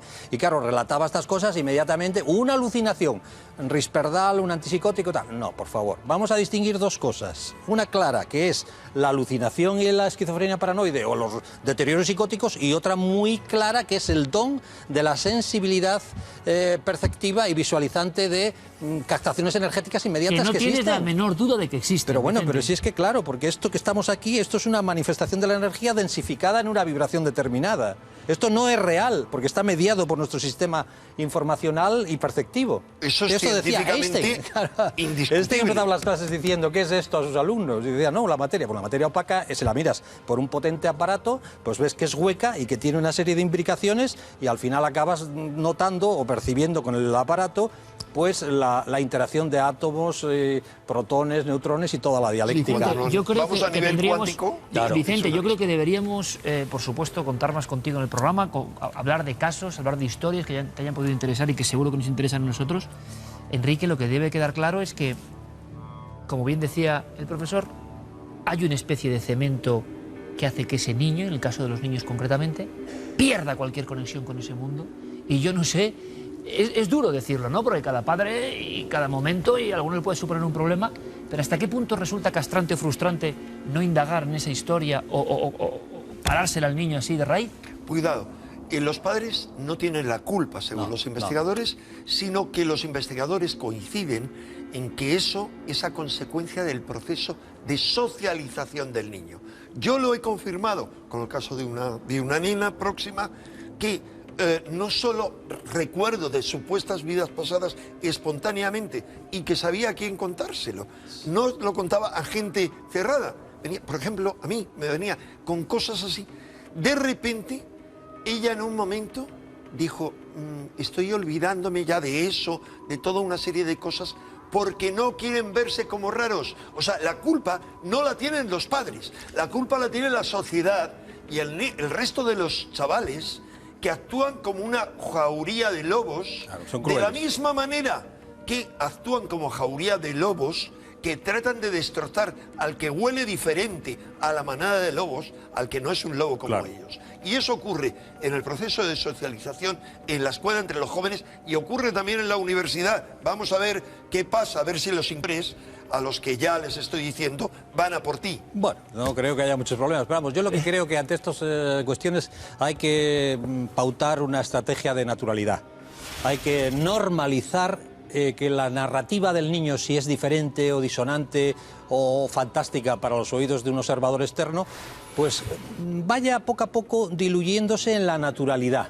Pero lo que no, desde luego, no deberíamos hacer es medicar al sujeto. Eso yo creo que sería el error más Es grave. una locura Claro, total. pero es que ha habido muchas personas que han vivido martirizadas con esa especie de cloroformización. Y estigmatizadas un poco también, ¿no? Cloroformizaciones, claro, que han quedado como que no podían hablar y generándoles pues algunas dificultades añadidas. Entonces, yo creo que en el mejor de los casos y como mucho, naturalidad.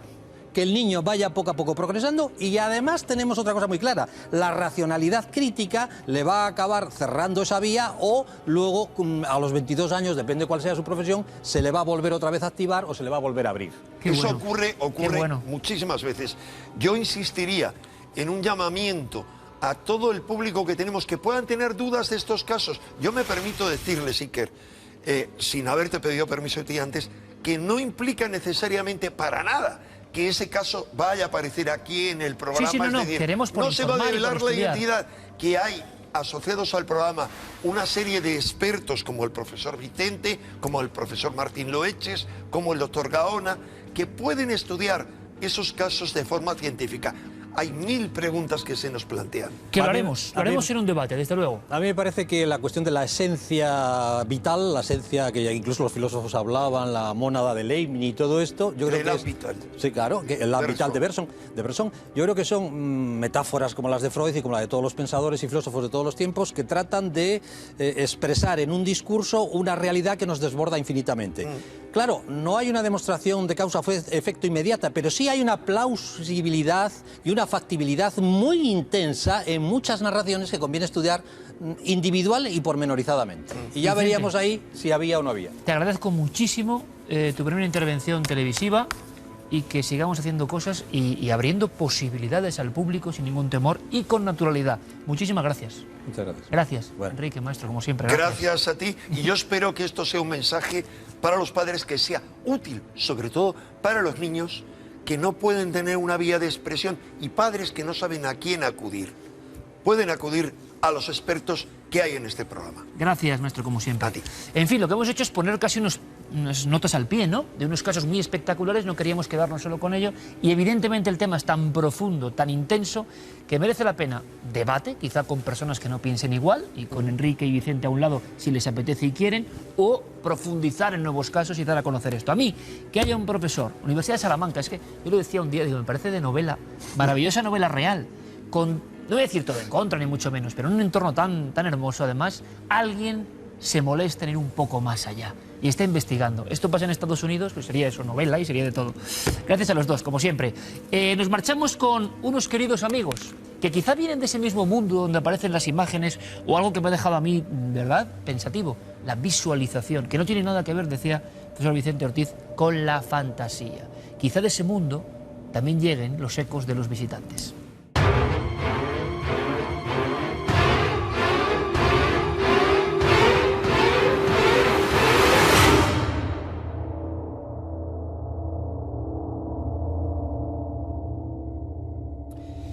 A veces la voz popular es sabia y bautiza algunos enclaves con nombres que sugieren que algo puede ocurrir en ese entorno. Recordarán que hace una semana hablábamos de Los Muertos, ni más ni menos. Una zona, un descampado cerca de Domene, donde un niño francés se encontraba con una figura extraordinariamente espantosa, que aquí trajo y recreó, como siempre de forma magistral, nuestro artesano, nuestro compañero Juan Villa. Pues bien, volvemos a viajar esta semana a Francia para encontrarnos con un entorno que, curiosamente o no, siempre se llamó, por los lugareños, la Mala Montaña. Esto se encuentra en Draguignan, zona rocosa, no lejos de la influencia marítima, pero bastante desolada. Tan es así que la carretera que accede hasta esta Mala Montaña es un puerto. Un puerto donde estamos observando, ya casi estamos imaginando a Gabriel de Monge. Va con su novia, va en motocicleta y les espera una noche romántica. Son 9:30 más o menos ya, cuando observan una especie de globo anaranjado, de sol en mitad de la oscuridad, y ustedes estarán pensando, ¿cuántas veces hemos escuchado esto mismo en esta misma sección? Iker siempre nos cuenta lo mismo. No sé, yo creo que es que todo está cortado por un mismo patrón. Mientras el muchacho hace honor a sus agallas y quiere seguir hacia arriba para ver qué ocurre con esa luz que poco a poco, pausadamente, va cayendo sobre la cima de la montaña, la muchacha, como siempre yo creo que más avispada y con más sentido femenino, desde luego, indica que eso le da miedo, eso no le gusta. Zarandea un poco a su novio y dice que se bajen de nuevo hacia Draguignan. Así hacen. Cuando llega a prácticamente la entrada del pueblo, la casualidad hace que se encuentre con un grupo de amigos. Y entre ellos estaba un investigador, un jovencísimo investigador del grupo mítico francés Lumières dans la Nuit. Él se llama Alain Lecasse. Es un chico que salta como un resorte en cuanto le dicen, oye, en la Mala Montaña ha ocurrido algo, una luz. Casi pueden verla a simple vista. Sin pensar más, Lecasse llega a casa de otros amigos que componían el grupo de esa zona en Francia de Lumières dans la Nuit y salen en 2 vehículos, un R8 y un Fiat 128, en dirección a ese lugar. Se van a encontrar, creen, con los ovnis. No les da tiempo a casi nada. Suben a gran velocidad, a unos 80 kilómetros, por aquella carretera serpenteante. Cuando llegan no hay nada, un silencio atronador. Un silencio de esos que parece que ha puesto una campana o una quesera inmensa sobre la naturaleza. No se oye nada. Están colocándose un poco en la zona, mapeando el territorio, escaneándolo, y se dan cuenta de que hay una mesa de piedra junto a una especie de asiento, lo que fue en su día un viejo merendero. Uno de ellos, Christian Benzat, toca la mesa y advierte al grupo, es algo extraño, algo raro que está pasando. Está ardiendo, quema. Es como si alguien hubiese emitido un rayo o algo sobre ese lugar. Quizá ha caído un rayo, piensan. Están dándole vueltas al asunto, ha caído la noche, cuando entre los árboles ven que se filtra un pitido intenso, un pitido entrecortado, como si fuese una conversación morse o interferencias radiofónicas, pero tan altas que tienen que taparse los oídos. Y entonces aseguran que una luminaria, un globo de luz, y después 2, como formando un triángulo, avanzando desde la cima del monte, está descendiendo. Poco antes han comprobado cómo de esa nebulosa que seguía ahí en la cima del monte se ha desprendido esta luminaria y de ella han salido otras 2. Y van bajando, como si fueran individuos con linternas, van descendiendo en su busca. Hay un instante, hay que imaginarlo, que escuchan los 4 al mismo tiempo cómo las piedrezuelas del camino van saltando, como si alguien de gran peso, que le cuesta caminar, estuviese avanzando. Ya más cerca, ellos alucinados, comprueban que hay un crujir de ramas. Alguien se está acercando. ¿Qué hacen los 4 ufólogos franceses? 2 se ponen casi cuerpo a tierra, atrincherados. Y Alain Lecasse, que es el que más ganas tiene, el que más ímpetu tiene, aún tiene redaños para colocarse como si estuviera durmiendo un plácido sueño en ese asiento de piedra. Es entonces cuando hacen honor, ¿no?, un poco a la valentía, a la curiosidad. Ya está la lucha entre el miedo y el interés por saber. Contemplan entonces cómo se recorta, ya entrando a unos 20 metros de los coches que están ahí aparcados, una figura propia de la ciencia ficción, una figura imposible, una figura que es arquetipo de los sueños de viejas épocas, de lo que era el futuro. Ahí lo tienen, una especie de robot. A diferencia del que ha hecho Juan Villa, el ser de Draguignan tiene unos 3 metros. Es lo que dijeron ni más ni menos que a la gendarmería, blancos como muertos cuando llegaron de aquella expedición a la Mala Montaña. Había una especie de ojos rectangulares y un gran foco que se había vuelto blanquecino y que iluminaba como si fuese una gran linterna que les busca quizá a ellos. Sienten el pánico absolutamente cuando ven detrás de la primera figura otras 2. Y sienten también que aquellos seres, sea lo que sea, les van a atrapar. Nunca imaginaron los ufólogos franceses encontrarse de cara con este tipo de misterio, con los visitantes. Se meten en los coches como pueden, gateando, serpenteando, porque de pronto, aquello como un sueño desaparecido. Ojo con este dato. De pronto, aquello tan físico ya no está.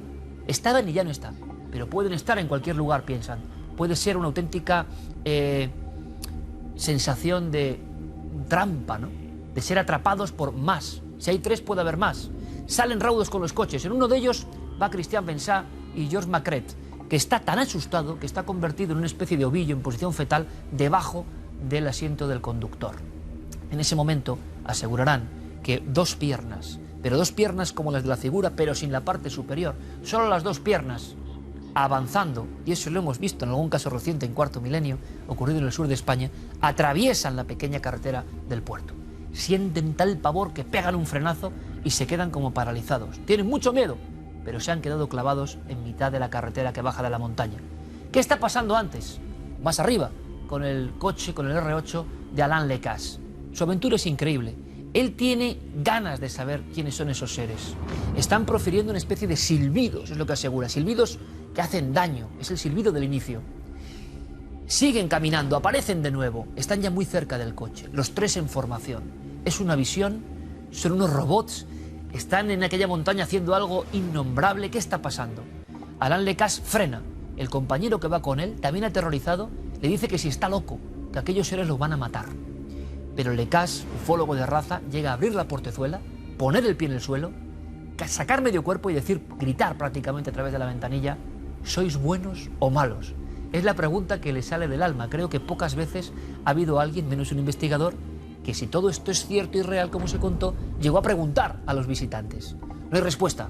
Los silbidos, por cierto, cesan de inmediato. Vuelve ese silencio y los 3 individuos, los 3 seres, las 3 entidades van hacia el coche. Entonces Alain Lecasse arranca rápidamente y aseguran los 2 tripulantes que hay una figura más, una cuarta, que solo se le ven las piernas, como una pesadilla, esperando a un lado del terreno. En el primer coche, en el Fiat 128, Bensat vive otra pesadilla. Hay un momento en que aseguran que unas manos invisibles, alguien que no son ellos, ha tomado las riendas del volante. Han intentado arrancar, viendo que Lecasse baja por el puerto, pero de pronto el volante se ha ido manejando solo y con dirección al barranco. Intentan desviarlo y vuelve otra vez. Tienen un acceso de pánico, tienen gritos, prefieren insultos, creen que van a morir y al final casi tienen que bloquearlo poniendo el freno de mano y no caer al vacío. Los 4 llegan en el coche y los ven como muertos. El primer testigo de esta historia, el primero que con su novia vio caer la extraña esfera como una guirnalda casi derritiéndose en el alto de la montaña, ve a 4 muertos. Los amigos entusiastas que querían descubrir el misterio, de repente son 4 difuntos que están envueltos en un miedo que jamás se les quitará, por cierto. Nunca descubrieron lo que pasó. Cuando llegaron con la policía no había huellas, no había nada. Era una simple alucinación. Siempre se preguntaron lo mismo, pero ¿estaba alguien más con nosotros aquella noche en la mala montaña? Y como siempre con los visitantes, hasta día de hoy, 41 años después, no hay respuesta.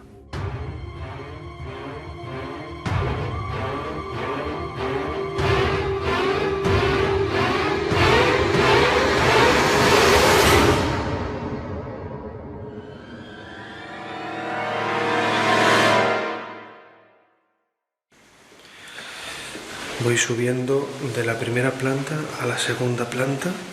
Estoy escuchando ahora las grabaciones.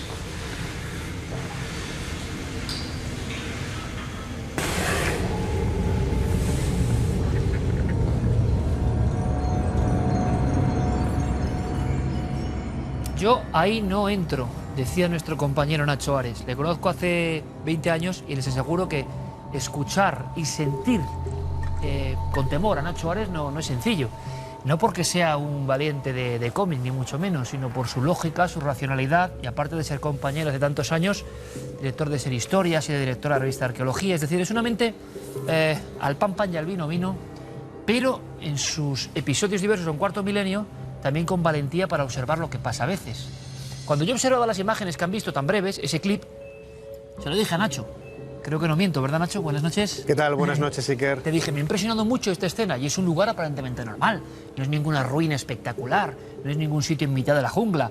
Es un edificio que además tiene que ver con lo policial y que, bueno, es un sitio relativamente moderno. Y sin embargo, Nacho, cuando te quedas ahí y dices, yo ahí no entro, te juro que yo dije, aquí estaba ocurriendo algo. Pero es que además tuvimos la oportunidad casi de vivir todo eso en directo.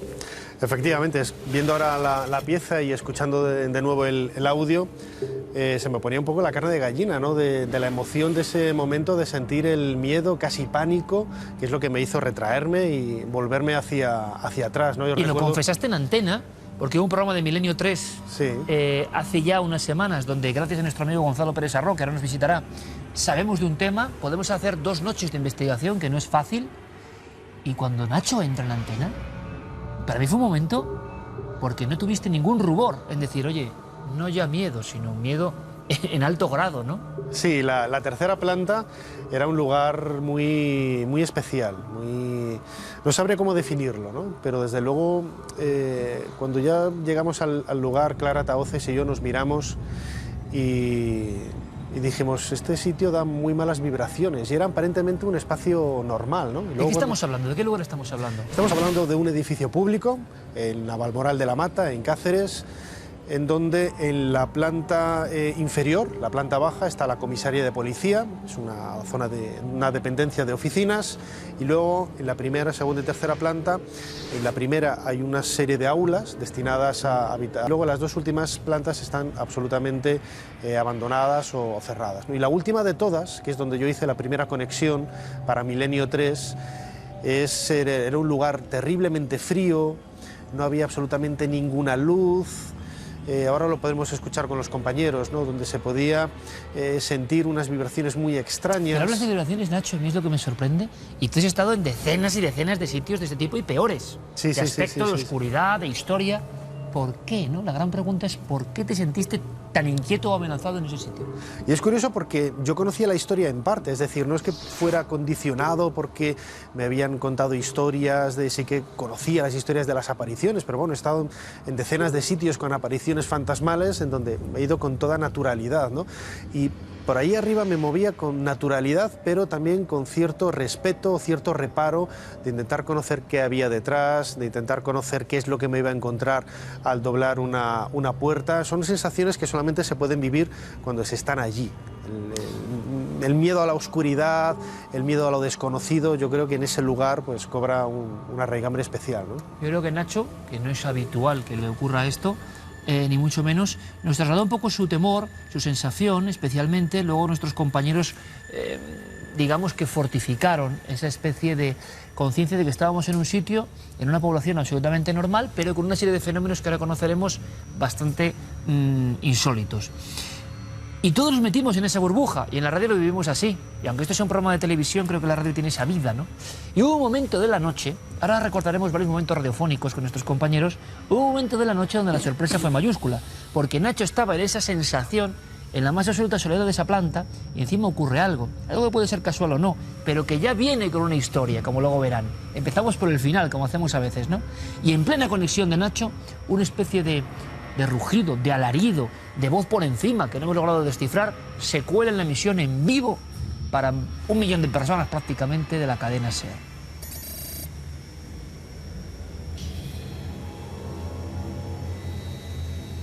O sea, la grabación escuchada, bueno, pues parece que es un movimiento, un estruendo, como lo hemos definido. Por un ¿Eso qué ha sido, Nacho?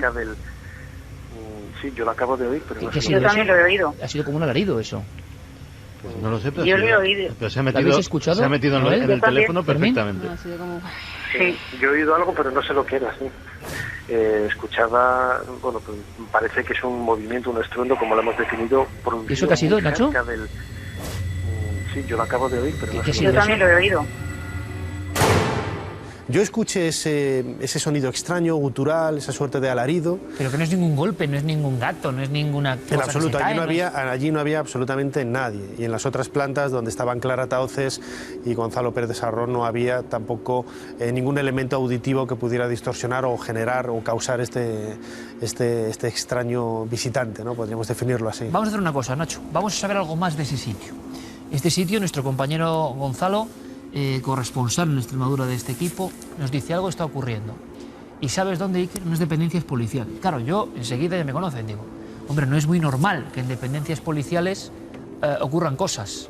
Y si ocurren de vez en cuando, porque ya les contaré algunos sitios donde, por ejemplo, hubo ejecuciones hace un tanto tiempo, o cuestiones de este tipo, parece que se cuenta que ha quedado algo ahí. Bien, Gonzalo, ponte a investigar. ¿Te permitirán estar allí? Lo asombroso es que nuestro compañero consiguió una primera noche de investigación y una segunda con el resto del equipo de Cuarto Milenio. Ahora le preguntaremos porque la primera noche está absolutamente solo y también pasan algunas cosas. Policías. ¿Qué es lo que veían los policías? ¿Desde cuándo? ¿Hay una historia anterior de este lugar? Comenzamos la investigación.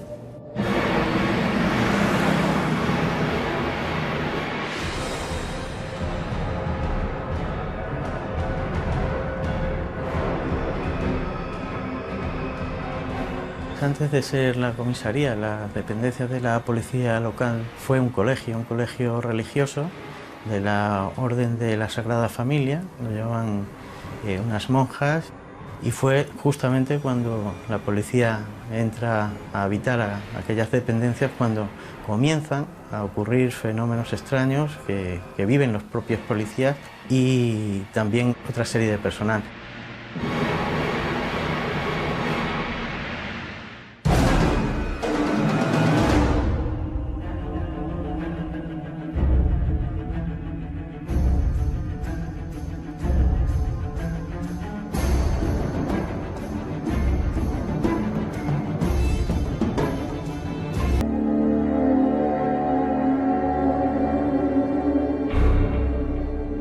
Poníamos las cosas sobre la pared para hacer el descanso que hacíamos todos los días, un cuarto de hora o 20 minutos así. Y nada más entrar en el cuarto y sentarnos en unas sillas que teníamos allí pequeñitas y eso, pues empezaban a caerse las cosas, las herramientas, vamos. Los fenómenos han sido siempre de ruidos, pero no ruidos de crujidos ni leves sonidos, sino grandes estruendos en mitad de la madrugada, en mitad de la noche. Cuenta uno de los policías que según salía de las dependencias para montarse en el coche patrulla, antes de que se cerrase la puerta oyó como si se cayese un muro, una pared. Entró a ver qué es lo que había pasado y se encontró a su compañero en mitad del pasillo sin saber para dónde tirar porque había escuchado lo mismo.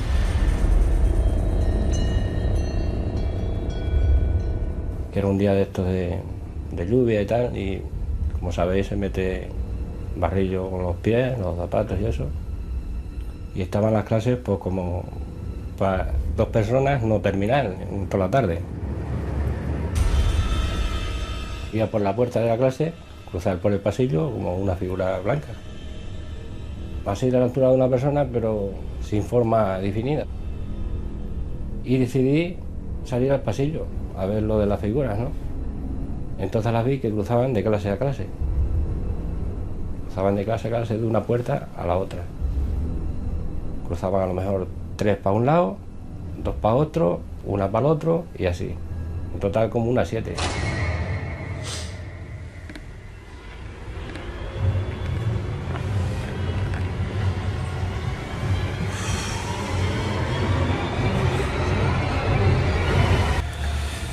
Voy subiendo de la primera planta a la segunda planta. He estado escuchando ahora las grabaciones.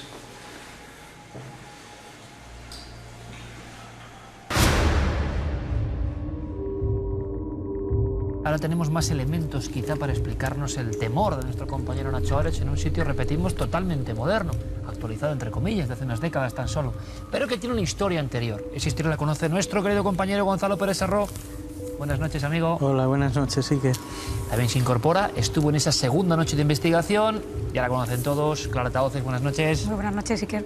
Bueno, ocurrieron cosas, pero es que antes de vuestra investigación, y ahora yo lo valoro especialmente viendo las imágenes, y empieza a calibrar un poco todo lo que ocurrió. Hubo una primera conexión en la cual Gonzalo está absolutamente solo en ese lugar, tiene un permiso que tampoco es habitual, que miembros de la policía o de su entorno digan, oye, investiga, pasa una noche a ver qué ocurre, porque ya estamos un poco, siempre con discrepancias, ¿no? Porque cada miembro del cuerpo puede pensar una cosa, pero muchos sabían que algo estaba ocurriendo.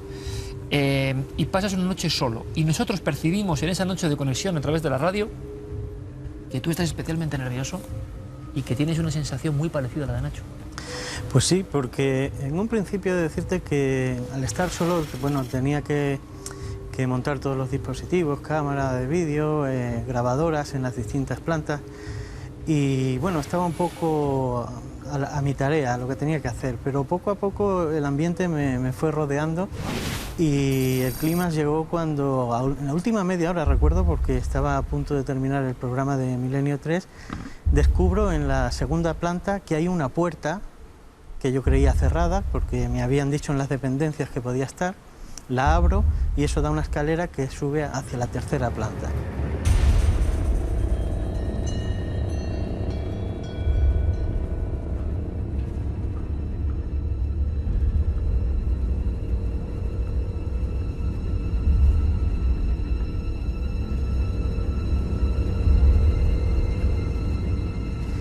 He de decirte que ya subiendo esa escalera iba notando la zozobra. Fue entrar en el pasillo de esa tercera planta cuando un escalofrío lo noté, o sea, físicamente yo noté, no sé si era porque la temperatura había descendido bruscamente o porque allí había algo.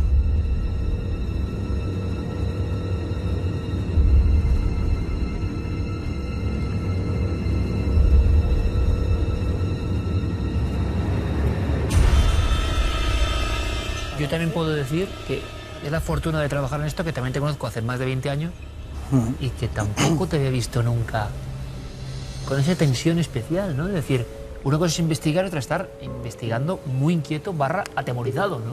Exacto, llegó hasta tal punto que, bueno, mi obligación era seguir ese pasillo, llegar hasta el final, puesto que había descubierto una puerta que creía estaba cerrada, y llegué hasta el final que daba a la azotea. Pero ahí fue ya tal el pánico que decidí bajarme y escuchar además las grabaciones. Y un signo de ese miedo, para que se pueda expresar gráficamente, es que la cámara de vídeo, que yo no la había apagado, la volqué hacia atrás para ir grabando lo que había a mis espaldas, porque no me atrevía ni a mirar.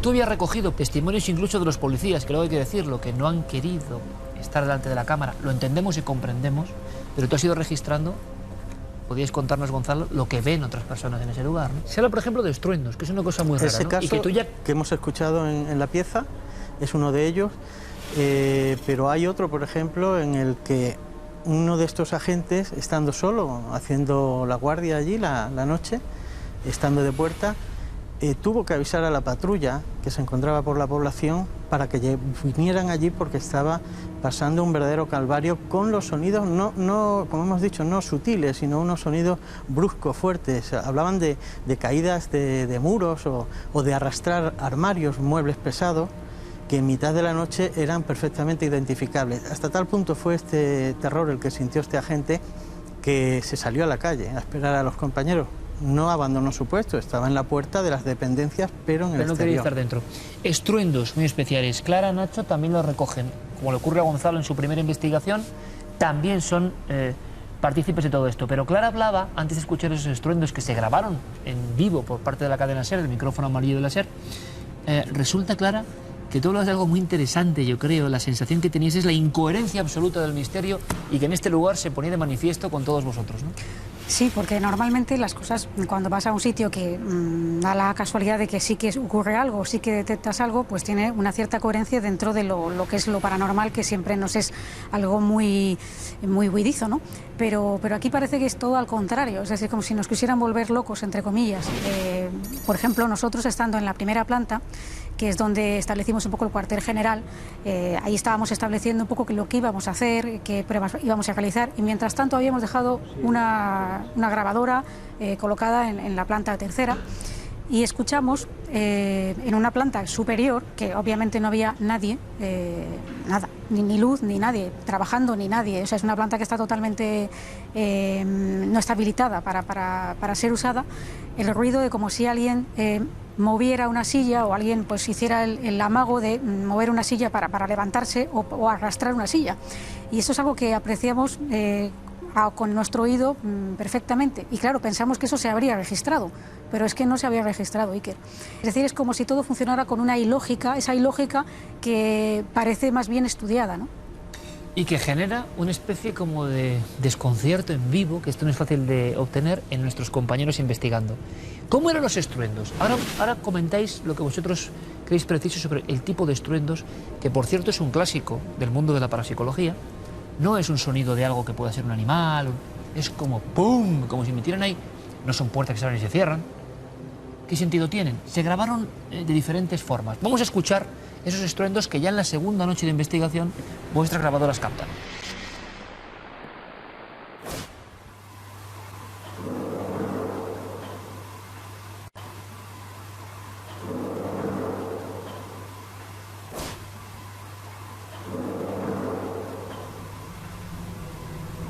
Hombre, no son estruendos ligeros, ¿eh? ¿Cómo vivís eso? ¿Se llega a escuchar en vivo? ¿No se escucha en vivo? ¿Solo aparecen las grabaciones? Contadme, por favor. Nada, lo más llamativo de todo, como decía Clara ahora, es que estábamos muy atentos, tomando nota de la hora, por ejemplo, del registro sonoro, del movimiento de la silla, de cualquier cosa que pudiera condicionar o introducirse en la grabación. Y luego ninguno de los elementos que habíamos puesto en ese registro coincidía con lo que se oía en la grabación. Había un desfase entre todo lo que estabais oyendo y grabando. No es que hubiera un desfase, es que eran sonidos totalmente diferentes. O sea, no tenían nada que ver. ¿Qué perspectiva abre aquí, no? Hay una especie como de, no sé, no se pasa muchas veces. Te puedo decir que una de las grabaciones que hice fue un sonido que permaneció durante 6 minutos. Que yo no oí allí, una especie de zumbido, un zumbido que se inició gradualmente y acabó gradualmente, y yo estando allí en silencio, yo solo no había escuchado. ¿En ningún momento veis nada? Eso sí hay que decirlo. Nada, no percibís ninguna experiencia visual, pero sí que hay otras grabaciones que sorprenden y que son ya casi habituales. Nosotros sabíamos, ¿no?, que hay personas como Clara que tienen especial facultad. Podía ocurrir en esta ocasión. Siempre hay que poner, como lo decimos habitualmente, oído avizor. Esto es una cuestión de muchos años oyendo grabaciones, y que en televisión es muy difícil, porque depende cómo tenga usted graduado el televisor, el volumen, no es sencillo. Claro, es muy diferente en plena noche en la radio, con unos cascos, estar escuchando esto. Pero les aseguramos que aquí lo que van a oír hay voces humanas y como de niños, Clara, también aparecen. Sí, y que nosotros, por supuesto, no oímos. Es decir, eso tenía que oírse. Tenía que oírse. Y estabais anotando, hay que decirlo cada... Y además con una tranquilidad entre comillas, es decir, que el sitio impone su respeto, pero que no había ruidos de fondo, ni de la calle, ni nada que pudiera incorporarse en esas grabaciones que después dijéramos, pues esto puede ser aquello que oímos, ¿no? Hay unas voces, pero que están. La gran pregunta es, ¿son voces que pueden ser captadas de algún lugar lejano? Pero escúchenlas, por favor, por ustedes mismos.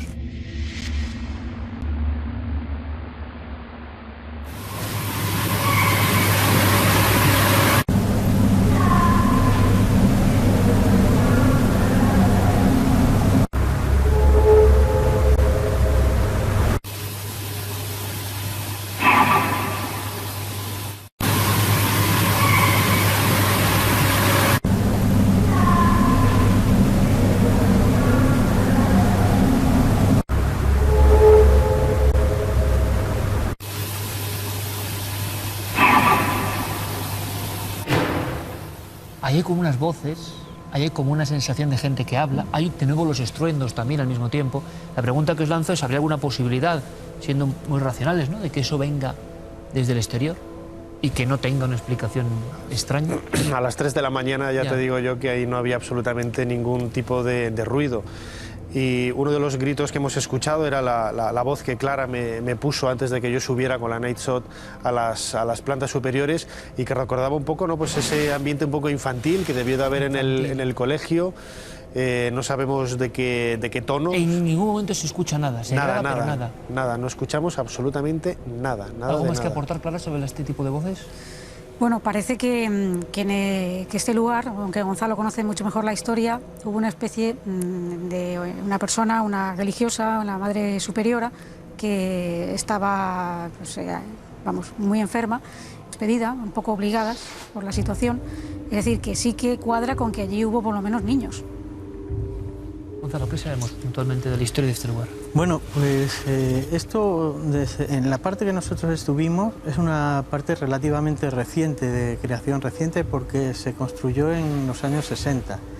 El colegio en principio fue una casa señorial, solo la parte que digamos ocupan las religiosas para vivir, y sobre esa época, sobre el 1928, se inauguró el colegio en la parte más antigua, anexa a la vivienda de las monjas, de las religiosas, y durante un tiempo, durante ese tiempo, hasta los años 60, sirvió para internado, para que durmieran allí las alumnas.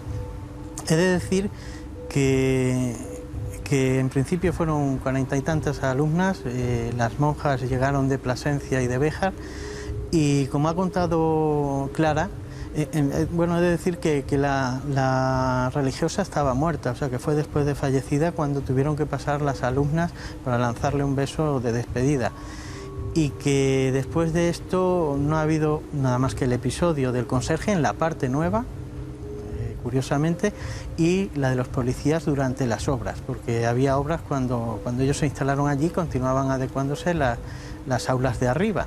Otra vez tenemos el clásico de un lugar con obras y que se abre el abanico del misterio, se remoza ellos decían, un poco. Algunos policías me contaban, agentes me decían que tenían la sensación de como que no querían que estuvieran ellos allí, porque fue llegar y comenzar los fenómenos.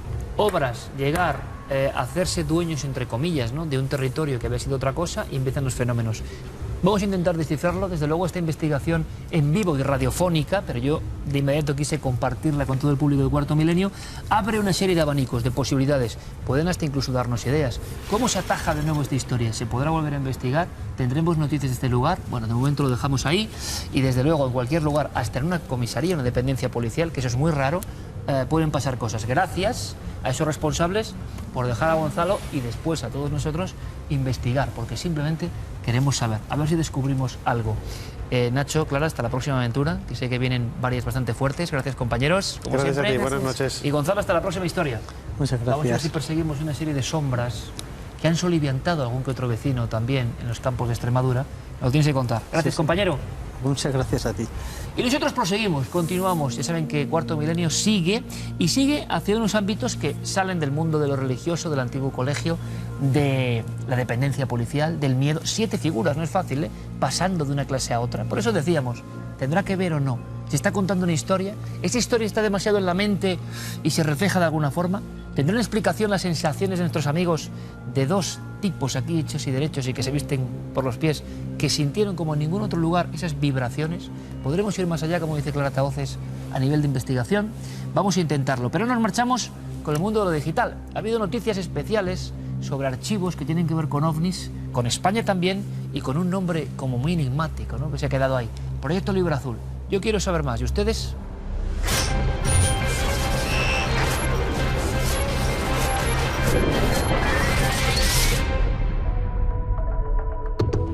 En España conocimos el término libro azul precisamente con un libro que venía por parte de la mítica editorial Edad y que revelaba cuestiones que tenían que ver con el secreto por parte de la investigación en Estados Unidos en torno a los UFO.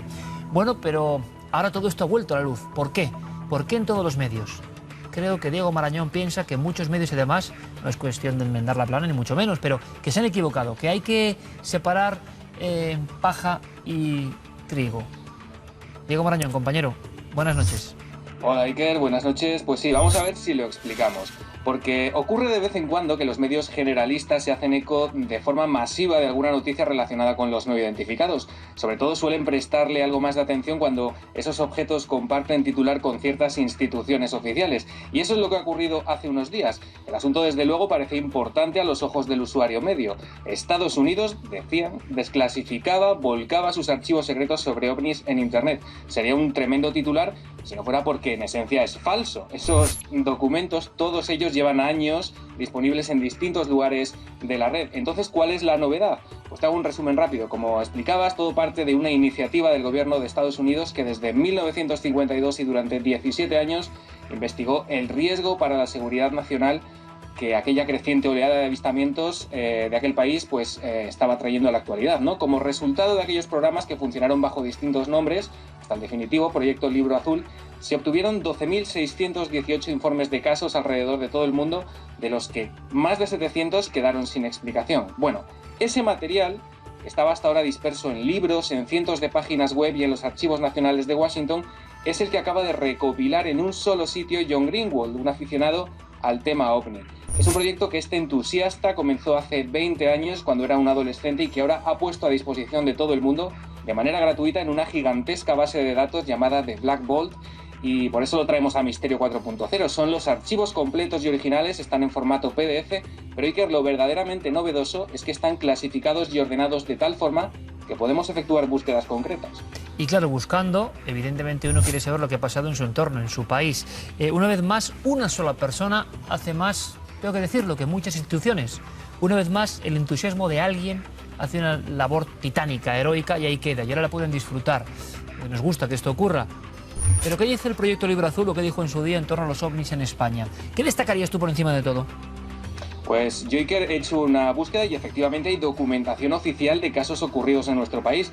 Por una simple búsqueda en el buscador podemos encontrar incidentes como el registrado en 1955, cuando dos físicos californianos que estaban de vacaciones en Madrid observaron un objeto sólido y perfectamente redondeado que sobrevolaba la ciudad, acelerando lentamente hasta desaparecer. Es uno de los casos, curiosamente, que no obtuvieron una explicación satisfactoria, y aquí tenemos, como ves, el informe íntegro y manuscrito con toda la información. La extraña esfera negra sobre Madrid, ¿no? Se decía. Efectivamente, pero no fue el único, porque 5 años después, Iker, en Zaragoza tenemos el caso de una especie de bola luminosa de aspecto achatado, tenía una tonalidad blanquecina y una estela anaranjada, y el ovni, según leemos aquí, sobrevoló el cielo desapareciendo instantáneamente. La hipótesis que maneja el informe en este caso es que un meteoro pudo haber cruzado el cielo aragonés aquella noche. Hay bastantes más, pero otro caso interesante, por ponerte 3, al que podemos acceder, ocurrió en el 64 en el norte de España, ahí lo estás viendo también, cuando desde un avión se observaron unas luces rojas, verdes y blancas que pasaban de estar fijas a emitir una serie de destellos y que parecían moverse en distintas direcciones. Leemos que en este caso se apunta a que pudo tratarse de los planetas Venus o Júpiter. Bueno, como ves, en definitiva se trata de un material interesantísimo cuya novedad reside en su digitalización completa y que lo hace accesible para todos desde casa, para aquellos que lo quieran estudiar. Compañero, como siempre, muchísimas gracias. Hasta la próxima, Diego. Un placer, hasta la semana que viene, Iker. En fin, quiero hablarles de cuando aparece el tema OVNI en la prensa local o nacional, el efecto que hay. Me parece interesante. Precisamente el compañero José Manuel Nieves, ya saben, muy escéptico y buen amigo de este programa, publicaba la extraña esfera negra sobre Madrid. ¿Qué ocurre entonces? ¿Ustedes qué piensan? ¿Que esas noticias no las lee nadie? ¿Que leen más lo que ha dicho Rajoy, el PSOE, Podemos, lo que sea? ¿O se leen más lo del OVNI? Ahí lo dejo. Y luego lo contaremos quizá un día con estadísticas. Les va a sorprender. Vamos con otra historia que también es sorprendente, la de las fotografías. Dentro del proyecto del Libro Azul había fotografías de tipo OVNI. ¿Esta semana habrá ovnis captados por todos ustedes o no?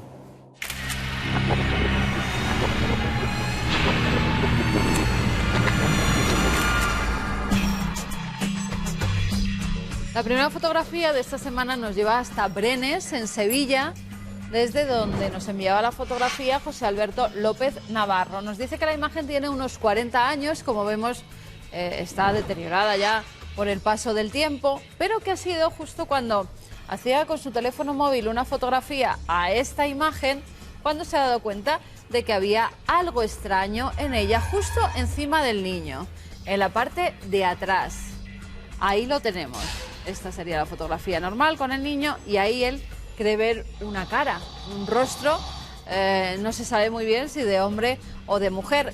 Guillermo León nos ha destacado lo que podría ser el rostro, parece que está además enmarcado en algo más, con lo cual Guillermo apunta a la posibilidad que no se trate de una pareidolia, es decir, que nuestro cerebro no es que esté viendo una imagen, sino que verdaderamente en la parte de atrás de la fotografía, en el muro, hubiera una imagen o incluso, nos dice él, una lápida. ¿Podía ser la tapia de algún lugar donde estuviera enterrado alguien? Ahí lo tenemos. Y entre las hierbas pudiera aparecer eso, lo que quedara de una cruz, de una tumba. Pues es lo que ya no sabemos, es la única solución que nos da nuestro analista informático a ese rostro difuminado, que además José Alberto, cuando nos mandaba la imagen, dice, es que la imagen original no se percibe, no se ve, tan solo se ve cuando hacemos la fotografía con el móvil, entonces parece que las tecnologías captan algo que con el ojo normal no se ve. Nos vamos ahora a la segunda imagen. Paco Fuentes nos la enviaba. nos dice que estaba haciendo unas fotografías, como vemos que pinta aquí un vestido de novia, ¿verdad? Tiene toda una historia. Son unas fotografías que estaba realizando porque le había gustado ese vestido y en su tablet hizo la toma, pero con lo que no contaba es con este visitante que sale justamente arriba. Nos dice, yo no tengo hijos, no había niños en mi casa.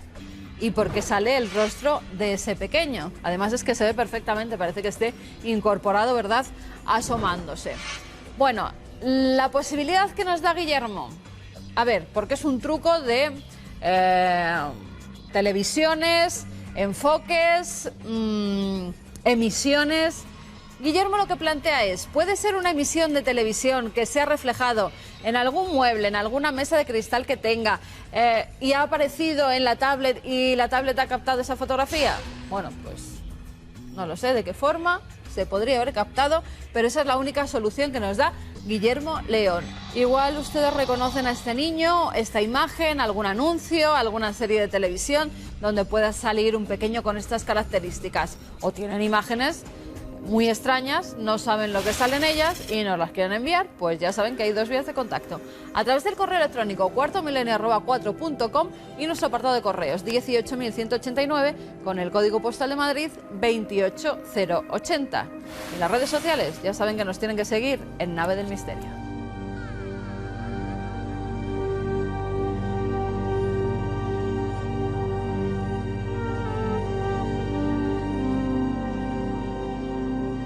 Créanme, es muy divertido esto de los estudios científicos trasladados a la prensa, los titulares que ponen, las portadas, porque ahora también es muy divertido, repito, que se difunda por todo el mundo un tipo de información que nos da para pensar un rato y enseguida otra cosa, ¿no? Porque es como está el panorama y está el patio. Pero, claro, se replica en todas las cabeceras del mundo, son cosas más o menos llamativas que dan mucha audiencia, dan muchos clics. Hagan la prueba, es muy interesante, un día hablaré de esto, es muy interesante las noticias que más se leen hoy en día en los periódicos digitales, de todo el mundo, ¿eh? Pero hagamos el estudio en España. Cuando a algún periódico se le ocurre sacar algo de ovnis, vean lo que pasa. Eso a mí me hace mucha gracia, a otros les divierte muy poco, incluso a veces a los directores de la propia cabecera, ¿no? Que preferirían que otros contenidos mucho más sesudos y también más plomizos estuviesen en ese ranking, pero no. Un día hablamos de eso, pero a lo que iba. Una noticia, la leo hace poco, con sorpresa, se ha descubierto el porqué de la genialidad de Beethoven. Unos médicos, un estudio muy científico, muy riguroso, muy sesudo, muy computerizado, asegura que, claro, la anomalía congénita que tenía en el corazón, una especie de arritmia, tenía que ver con los ritmos casi circadianos que él expresaba en sus partituras. La genialidad de sus sinfonías estaba, claro, explicada porque en el corazón, de alguna forma, ocurría algo y eso le hacía vibrar en otra dimensión, de otra forma diferente. O sea, sinceramente es para decirse, váyanse ustedes a paseo, ¿no? Porque ya quieren explicarnos hasta el genio. Claro, como el genio es muy misterioso, hay que explicarlo cueste lo que cueste. A ver si nos dicen que el Greco pintaba así porque tenía un defecto en la vista, hay que ser necio. O no saber nada de pintura, yo no sé mucho, pero con un poco.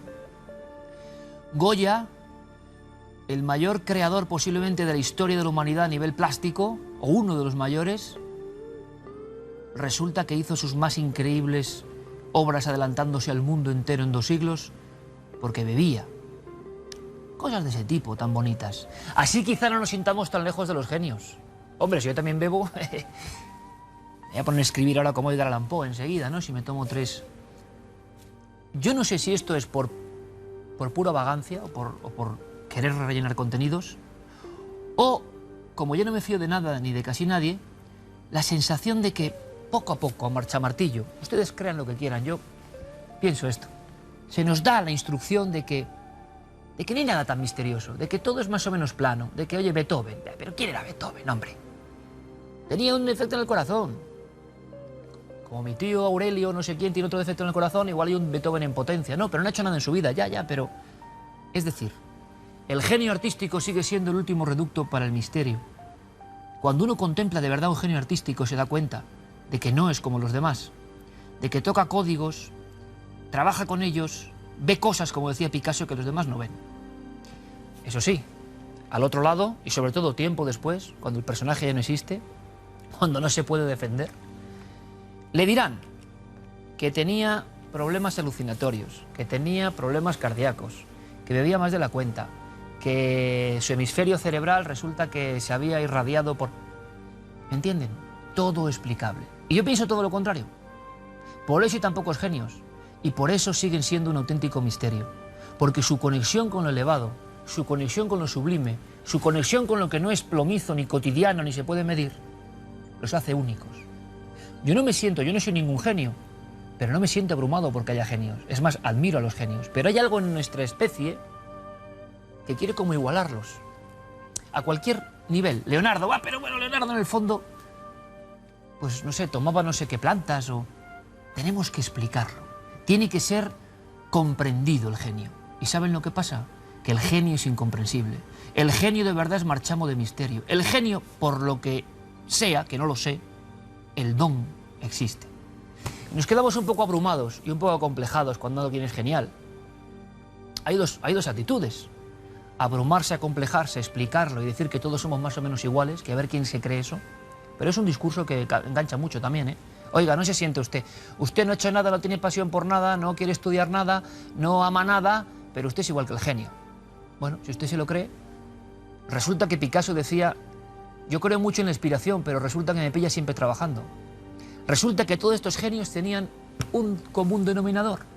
Eran apasionados de su obra. Ni siquiera haber tenido éxito económico o no les desligó de su obra. Murieron con los pinceles o con las teclas del piano. Estaban entregados a algo. ¿No se dan cuenta la diferencia? Estar entregado a algo no es trabajar en algo. Estar entregado, dar la vida por algo, no es trabajar en algo. Llevar tu vida por unos códigos porque amas eso, no es tener éxito o no éxito, trabajar, ser mejor o peor en eso. Y ahí están los genios, en esa dimensión inalcanzable para el resto, y están los otros y estamos los demás, ya por aquí. Pero seguro que podemos aprender algo. Seguro, porque los genios de cualquier rama, sobre todo en mi opinión la artística, la que más nos cala, la que nos fascina. Yo he hablado de alucinaciones hace poco, ¿se acuerdan? La que nos lleva a los mundos elevados y no subterráneos y oscuros. Esos tienen algo. Esos son embajadores del misterio. Esos, con los cuadros de Goya, de Picasso, de tantos otros, o las sinfonías de Mozart o Beethoven, Bach o tantos otros, nos están contando que hay personas excepcionales, que hay personas que parecen híbridos de hombres, mujeres y misterios, ¿no? Que desde niños sintieron algo, había algo innato en ellos, pero que encima lo trabajaron con esfuerzo. No se equivoquen, no hay genio que no haya dejado su vida y su esfuerzo en una pasión que les arrebataba. ¿Cómo? Es la pregunta que siempre nos hacemos, saber cuál es nuestra pasión. ¿Cómo dejarnos llevar por ese manantial, no ser uno más? Habría que empezar por no menospreciar a los genios, por no soltar una sonrisa condescendiente cuando, es que Beethoven, claro, no es para tanto, ¿no? No es para tanto. Tenía una enfermedad cardíaca. Habrá 11 millones de personas ahora mismo en Europa con la misma enfermedad cardíaca. Beethoven no ha vuelto a ver otro. Ahí está el ejemplo. Los genios existen. De los genios podemos aprender. Los genios son como planetas lejanos que nos irradian si queremos. Aunque no seamos genios, ¿no? Pero estamos en esa... ¿Ustedes qué piensan? Yo siempre lanzo aquí cosas para que ustedes piensen. Los estudios se hacen porque sí. A ver qué necesidad hay de hacer un estudio para decir que Beethoven tenía esto. ¿Ese estudio es porque sí han pagado ese estudio? ¿Es muy importante ese estudio? Oye, el estudio de que el Greco es que veía mal. Es que durante muchos años en los libros de pintura, al gran genio de los genios de Domenico Teotocópuli, decían que es que pintaba así porque pintaba mal. El pobre hombre, claro, se tenía que reír. No, es que veía otras cosas que ustedes no ven. Los genios artísticos, revísenlos, por favor. Si se emocionan, algo habrá empezado. La conexión mágica, les están hablando. Son diferentes a nosotros, háganme caso. Pero son ejemplo también para nosotros si queremos que nuestra vida sea más elevada. Hasta dentro de 7 días, amigos.